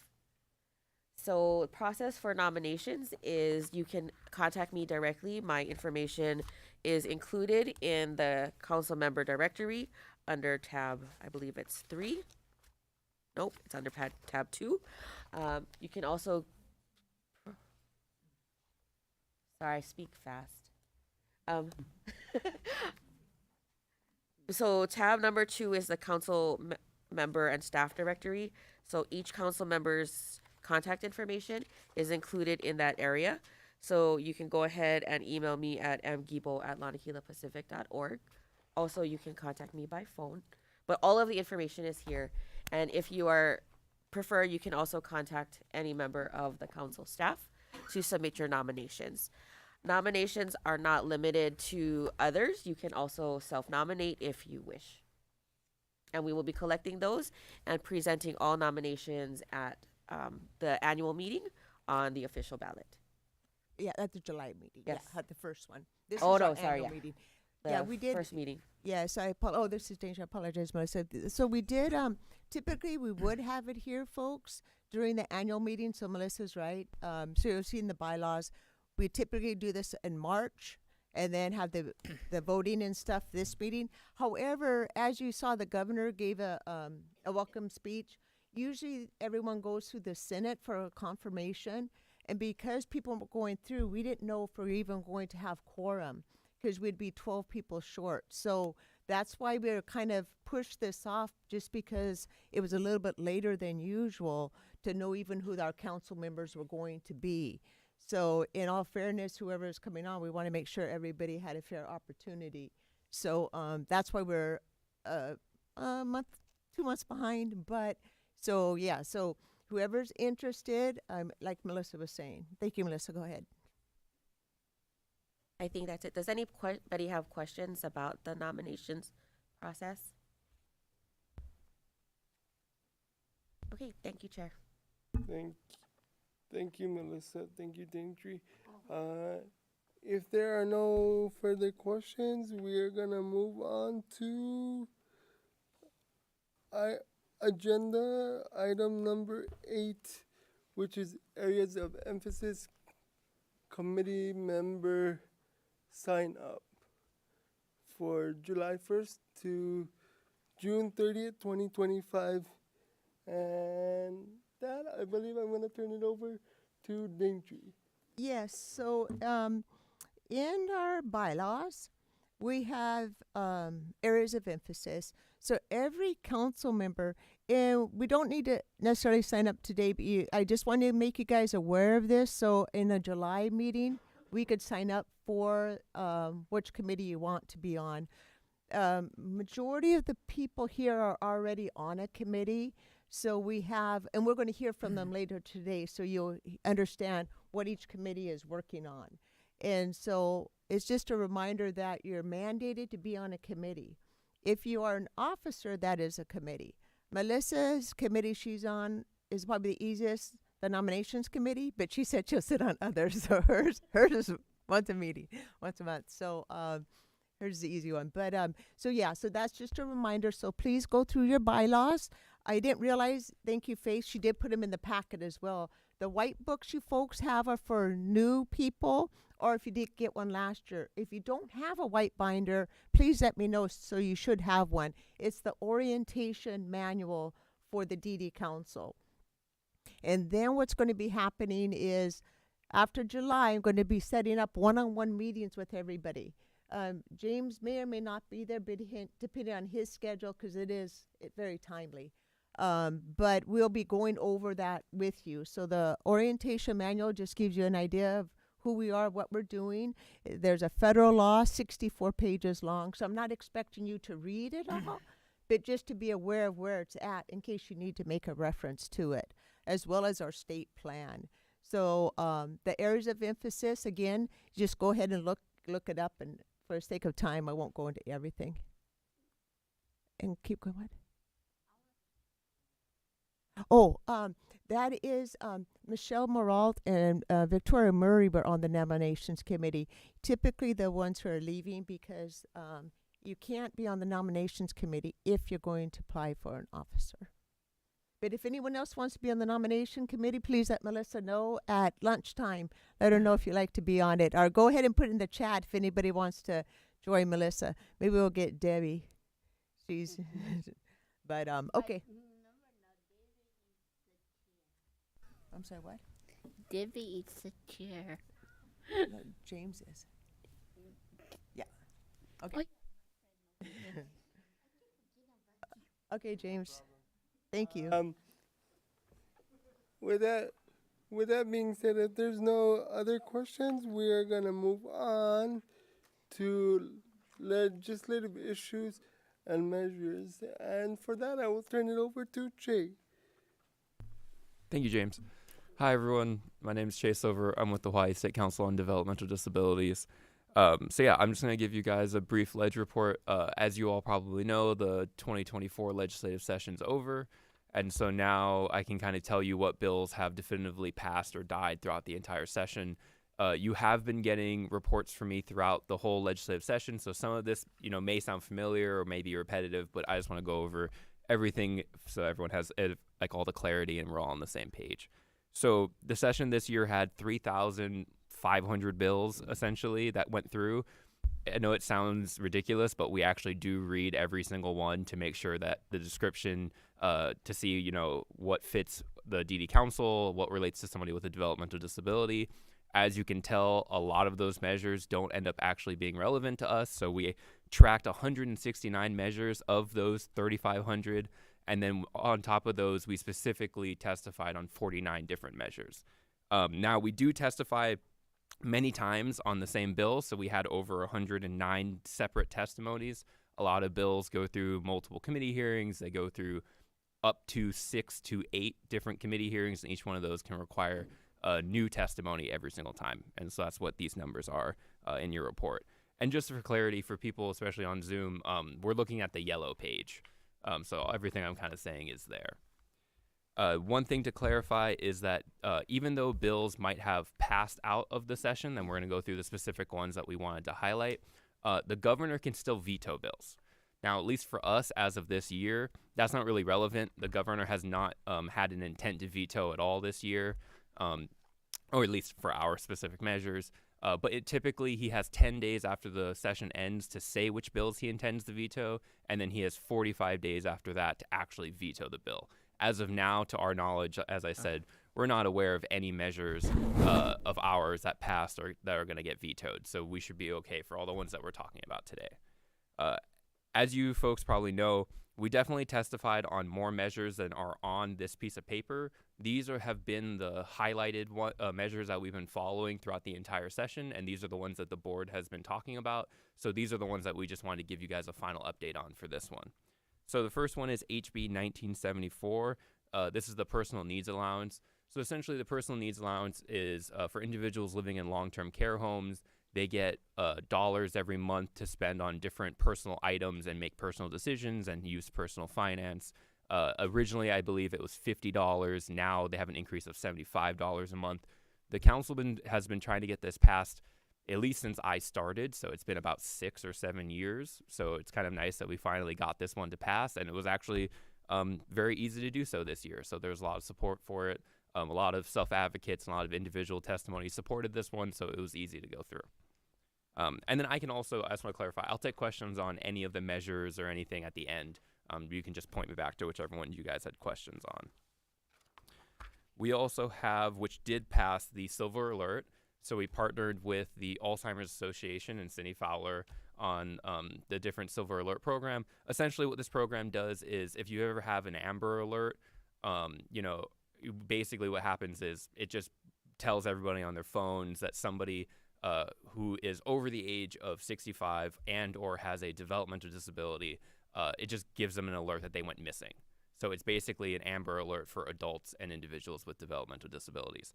And partnering with the Alzheimer's Association was great on this one. It was a really easy bill to pass as well, and it had a lot of support throughout the entire legislature. We have HB 2359, which also passed, and this is digital equity. You know, as the council, we've been supporting digital equity bills for the last couple of years, especially ever since COVID.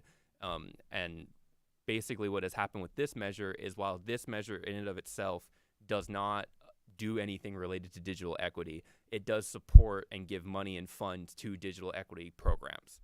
So essentially, it will award grants and increase digital equity across the entire state. And that can affect things like broadband, telehealth, and things like that.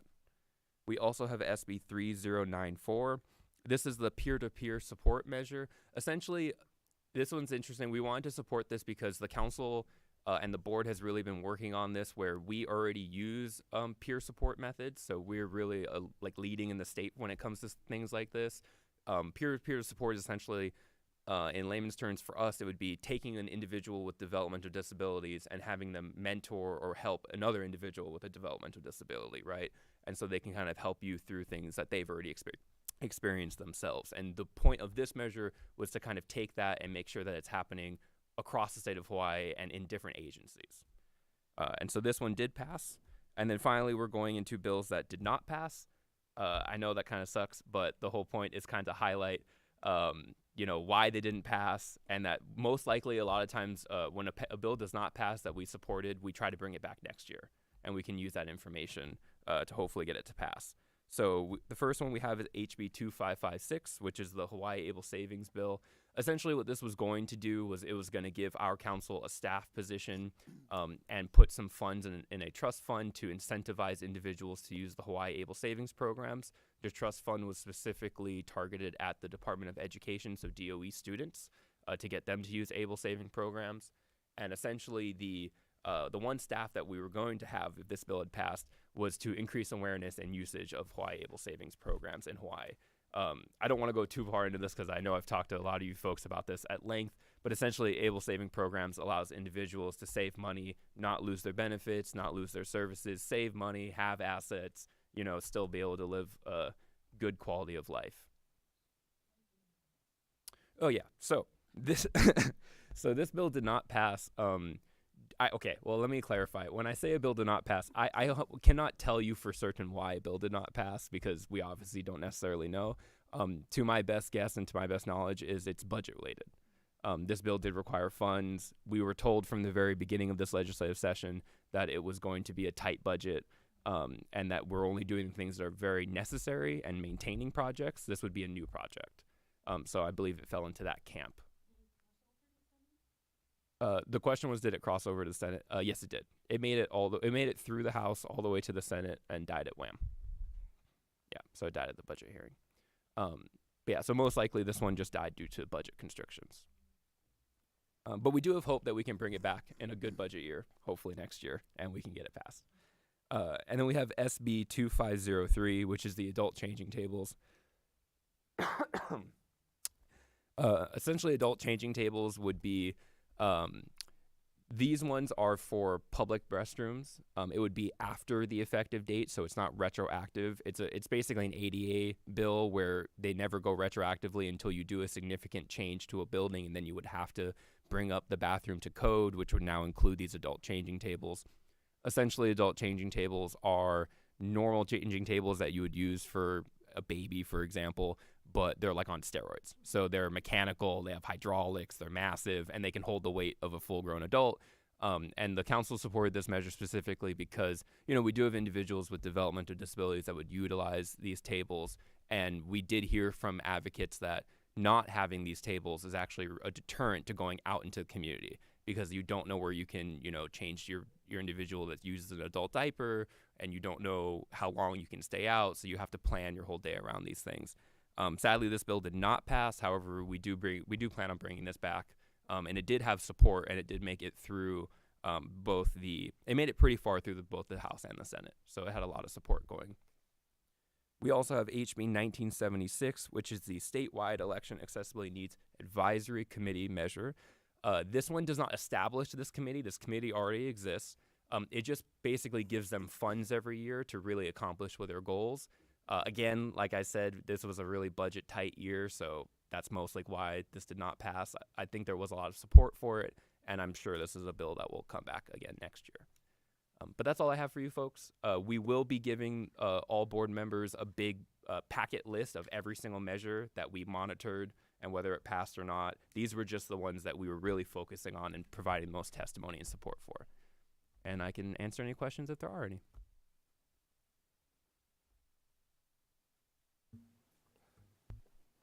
Thank you so much, Che. You guys, sorry, Chair, just really quick. You might have seen some people stand up and leave. Our notaries here. So the new people, they have an oath to sign. So the notary came, so they're going to help them sign that. And so, Cindy, please go get notarized. Chair, we'll be going up right till 11:30, and then we'll take about a 45-minute break for lunch. Does that sound okay? Got it. So we'll go ahead, if that's okay with you, Chair, to continue with item number 10. Got and it. then as soon as we get close to 11:30. Got it. Thank you, Chair. Thank you, Che, again. No Good job. problem. Thanks, Jay. Moving on to item agenda number 10. Updates and reports from mandate council agencies. The first agency is going to be Dr. Kiriko Takahashi. Yeah. Thank you, James. Hi, everybody. My name is Kiriko Takahashi. I'm with the Center on Disability Studies, which is also called the Hawai'i University Center for Excellence in Developmental Disabilities. I'm an Asian female with long black hair, and I'm wearing all black today. I just wanted to, just for the sake of those who are new and might not know anything about the UCED, I will just briefly mention the University's Center for Excellence in Developmental Disabilities is a sister agency network, which was established initially back in 1963 to bring the latest research and advances in developmental disabilities to local communities through demonstration and interdisciplinary training and evidence-based practices. At University of Hawaii, Center on Disability Studies was founded in 1987, initially as a university-affiliated program, and since then, the laws have changed and whatnot, and right now it's supported by Developmental Disabilities Act of 2000, and at CDS we have more than 50 faculty, about 160 staffers, and currently this year we have 42 ongoing projects that are federally funded, state contracts, foundations, And the core funding, as Daintree has mentioned earlier, comes from our Administration on Community Living, ACL, with the Department of Health and Human Services. We apply for the grant every 5 years, and we utilize, and the funding amount is similar to the DD Council, but I think this year was a little bit higher, so I cannot remember off the top of my head, but about like 620,000 for the per year. And the upcoming year, we are still waiting to hear the exact amount.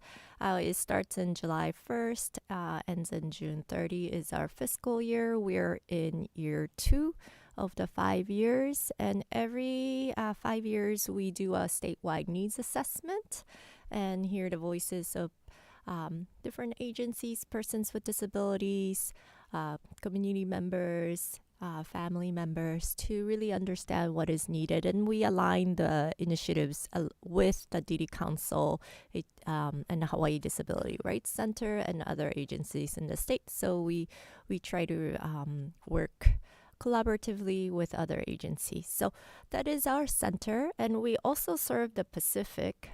So we also have another USET called Pacific Basin University Centers, and we serve American Samoa and the Commonwealth of Northern Mariana Islands. And those are the territories that we work with. So as a update, since mid-April, I have reassumed the position of interim director at the Center on Disability Studies. We have been looking for our permanent director. So if you know of anybody who would like to serve in this capacity, and if they have any questions, I'd be happy to answer. I have served in this capacity for 2.5 years and during the pandemic. And I would be more than happy to talk about our center and what we need to do as the director. And the rest of the materials are, you can see there's no change from the updates that's written in the report that is on the golden rod. But I do want to make a request. If you are interested in being also part of our center or have an input of like our initiatives, or may have an idea about, areas that you might need funding or more work, that research or training, if you could be a member of our community advisory council. Many of you already sit on this community advisory council, but we call it CAC, and we meet quarterly, and we would like you will be part of the members of the decision makers on the type of funding that we should look for, and the activities that we implement at the center. So if you are interested, I did put a QR code in the golden rod. I don't know if it's working, but and you can also go to go.hawaii.edu /capital F lowercase g and capital G. And if it's not working, please do contact Holly Manaseri or myself at kiriko@hawaii.edu. Yes, Melissa. Michelle. I like to be in that committee. Oh, great. Yes. Board member. Thank you. And I will contact you later. Any questions about our center or activities? And if you have any ideas that you have about areas that you want to see more improvement in, we would be happy to have that discussion with the DD Council, us, and also with the Hawaii Disability Rights Center. Thank you so much. And I forgot to remind people, that's also in your booklets, the golden rod. So these are the pages that you'll also have a report that Kiriko talked about. And so we'll be going through the golden section of our handout. Thank you. Chair, back to you. Sorry. Thank you. If there are no other questions for Dr. Takahashi, moving on to Department of Vocational Rehab, Leah Diaz. Hi, thank you.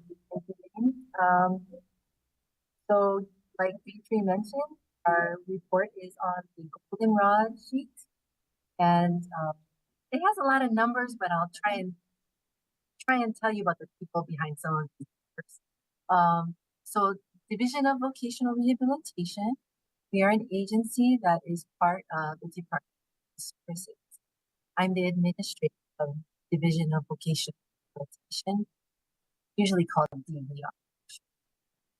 We work with people with all kinds of different disabilities from age 14 and up who have a goal of eventually going to work. Maybe they need some training. Maybe they're having difficulty holding on to their jobs because of their disability, and there's some way we can help and intervene with the employers. Or sometimes there's people who want to advance in their employment. They want to get a better job in them, and we can help with that too. So we are a statewide program.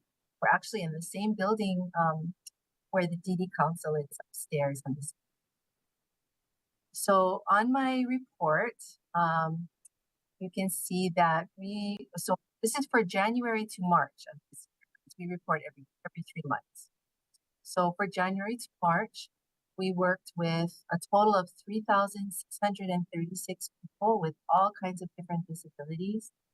And on the chart below, you'll see the different types of people with disabilities that we work with. So as I mentioned, all kinds of disabilities. So from January to March, 199 of the people we worked with had some kind of trouble with their eyesight, visually impaired or blind.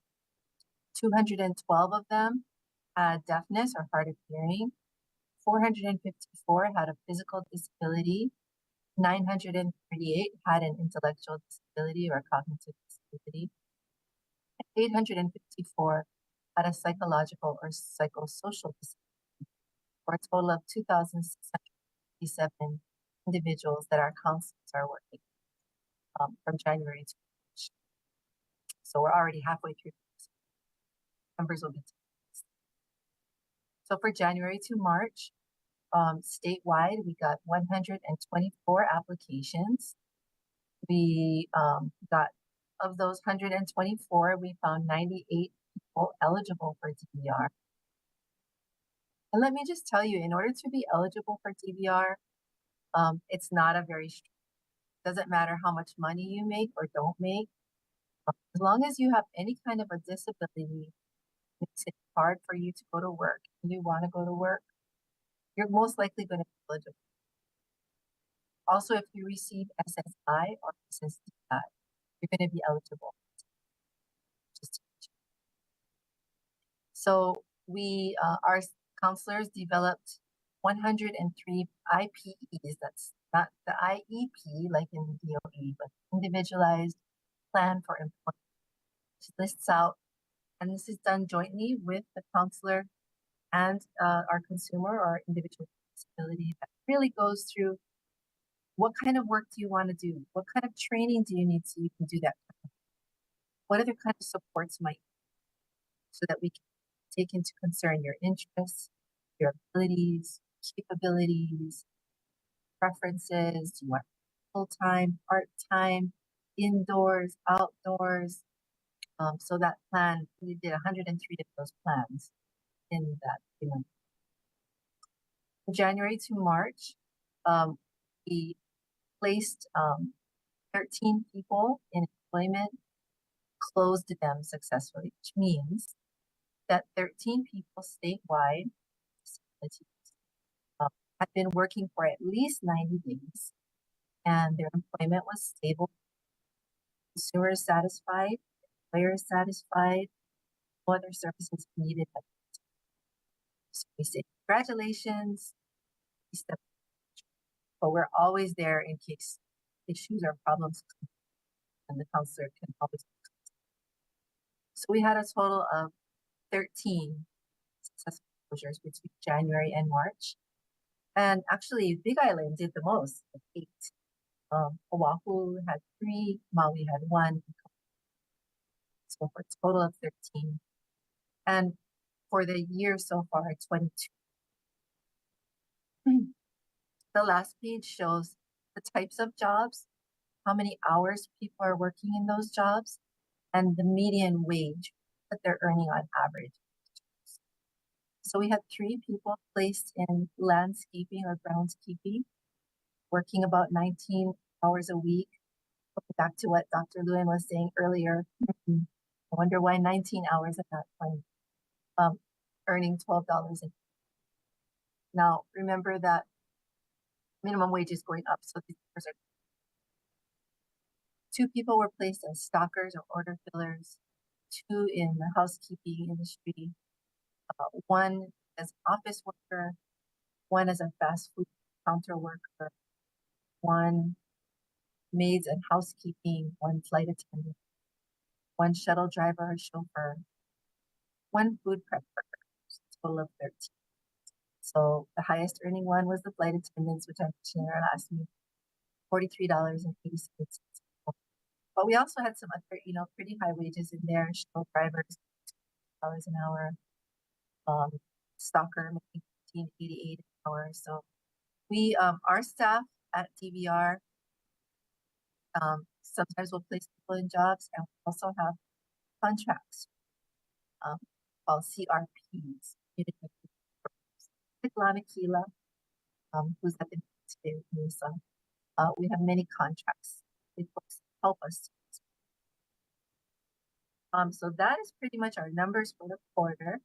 I also want to add that our staff on June 3rd and June 4th, along with many of our contractors that we work with, partners, we're going to be having a 2-day supported employment training for all of our counselors. And supported employment is something that DVR has been doing and supporting for a long time. Basically, what it means is it's a special type of job placement service for people with disabilities who have a history of, having difficulty getting a job or holding on to a job because of their disability. So they might need some special, carving out of a job in a company, or they need more long-term, on-the-job and long-term job coaching.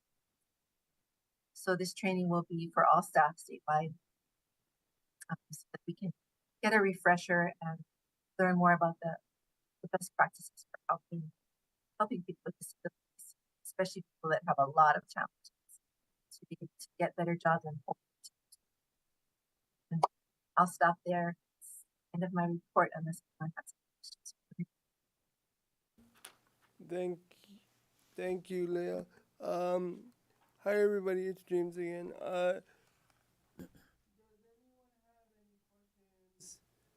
For Leah Diaz, or any questions regarding DVR purposes via Zoom or in person? Dr. Kiriko? Hi, this is Kiriko from Center on Disability Studies. I have a question. When you mentioned about those who were eligible and those who applied, and then there were a certain number who didn't meet the eligibility criteria, do you also provide any resources or to those people who apply and maybe not meet those eligibility criteria, or I don't know why they might not have met the eligibility criteria, but do you have could you give some thoughts on what type of people who might not meet the eligibility criteria who applies, and do you provide any resources to those who apply? Good question. And actually, to be honest, I'd say 95% or more of people that apply for DVR. A very rare thing to find someone. There could be a situation where it's a very rare thing, but they have a disability, but they're unable to show how it keeps them being able to get. That hardly ever. Very rarely also, there may be people who, whose disabilities are so significant that they're not able to work in competitive integrated work site, meaning making the same as anyone else at that site, working alongside other. So if someone, after we try and we do assessments and we provide all the services, if someone's not able to a competitive integrated environment, we would refer them. Hopefully they're already working with the police division or another agency of them somewhere else for services. We also refer people to the Hawai'i Center. But really it's a rare thing when someone is not eligible for DB. That answers your question. Thank you. Yeah, it's just because you mentioned earlier that there were a certain number of people who didn't meet eligibility, so I asked that question. And just because the audio is a little bit challenging from the Zoom, just can you I hate to ask you to repeat something, but do you mind repeating about those who were placed in the 13 people who were placed in employment? What was the criteria, or like that you said something about like, or consider successful in being placed in the employment? Sure. So in order to be close to the employment, the person with the disability needs to have been on a job they're in agreement with, that they're performing satisfactorily, not in danger of losing their job. We feel that it's stable. The employer is happy. The family, if they're involved, is happy. Most importantly, the individual with the disability themselves are happy with the employment. They're learning at least the same as anyone else who's working at the work site in their job. And they're agreeable. We provided all the services that they need or set up a long-term support in order to be effective. Basically, they don't need us anymore. Thank you.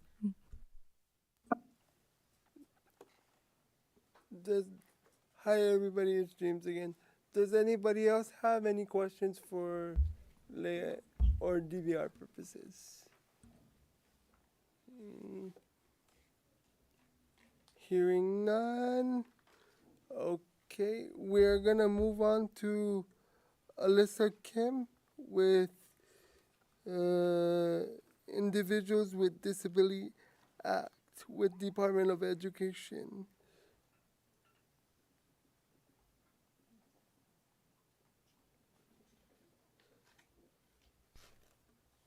Good morning, everybody. The Department of Education does not have a report at this time. All right. Question. Okay. Yes. Can you just give is there anything you guys are like working on, or anything that's that's up and coming? I know there's some transition fairs, or anything you could share with us what's happening. Sure. So off the top of my head, I do know that this summer, we are going to be having our second annual behavior conference. And that is going to actually be open to community members and families. So I am more than happy to share that information as soon as registration opens.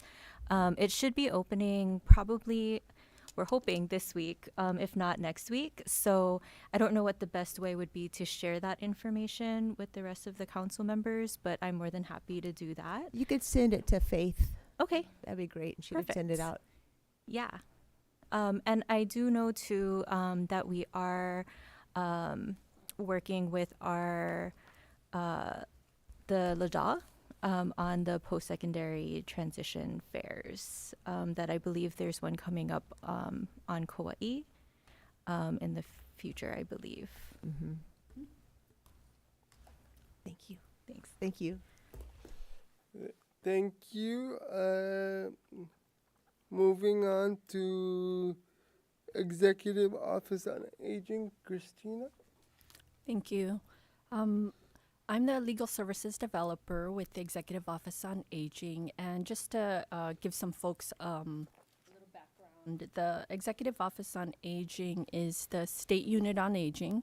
We're responsible basically for the coordinated system of long-term services and supports for older adults and their family caregivers. We, along with state funds, we also do receive federal funds from the Administration for Community Living as well. I don't have any changes to the report. My report is one of the golden rods. I did want to highlight a couple things, just that as part of the legislative session, we did have a bill, House Bill 224, which was related to the EOA's long-term care planner position. This was an important bill for us just because it brings back our long-term care planner position, which during reorganization at some point, how many years back, the position disappeared. And so we were able to bring back this position, and this position will work on developing a long-term care plan. And so it is going to be a position housed within the Executive Office on Aging, and the planner will also be working with Jack Lewin, his staff at the State Health Planning Development Agency as well. So I just wanted to highlight that, and that recently, a couple weeks ago, we just completed training that we provided for law enforcement and first responders. June 15th is World Elder Abuse Awareness Day, and as part of that recognition, we helped to coordinate along with the area agencies on aging, the Kauai Agency on Elderly Affairs, the Maui County Office on Aging, and as well as the Maui Prosecutor's Office, the law enforcement. We provided an one-day training on elder abuse, and we really want to thank, the law enforcement and the fire department that came out to show their commitment to that. So just wanted to highlight that. And that was it. Thank you. I think we have time for one more. Next, I would like to move on to Eden Watabayashi for youth and special health needs. Thank you. Yes. Good morning. So our report is also in the binder, in the booklet. Oh, sorry. But I guess one thing we wanted to highlight was that was kind of exciting. So through our partnership with Teen Link Hawaii, and we were able to help connect them with the Teens Club of Hawaii. And so several of our staff from our division were able to take up, I think, a couple youth members, and they actually presented at the Association of Maternal and Child Health Programs conference this past year, which was just in April, I think, or March.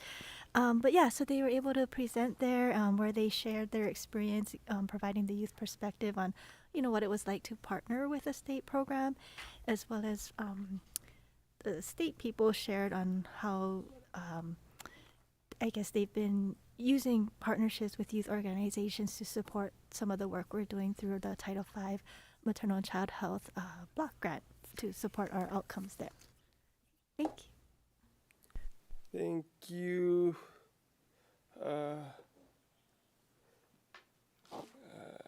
Time check.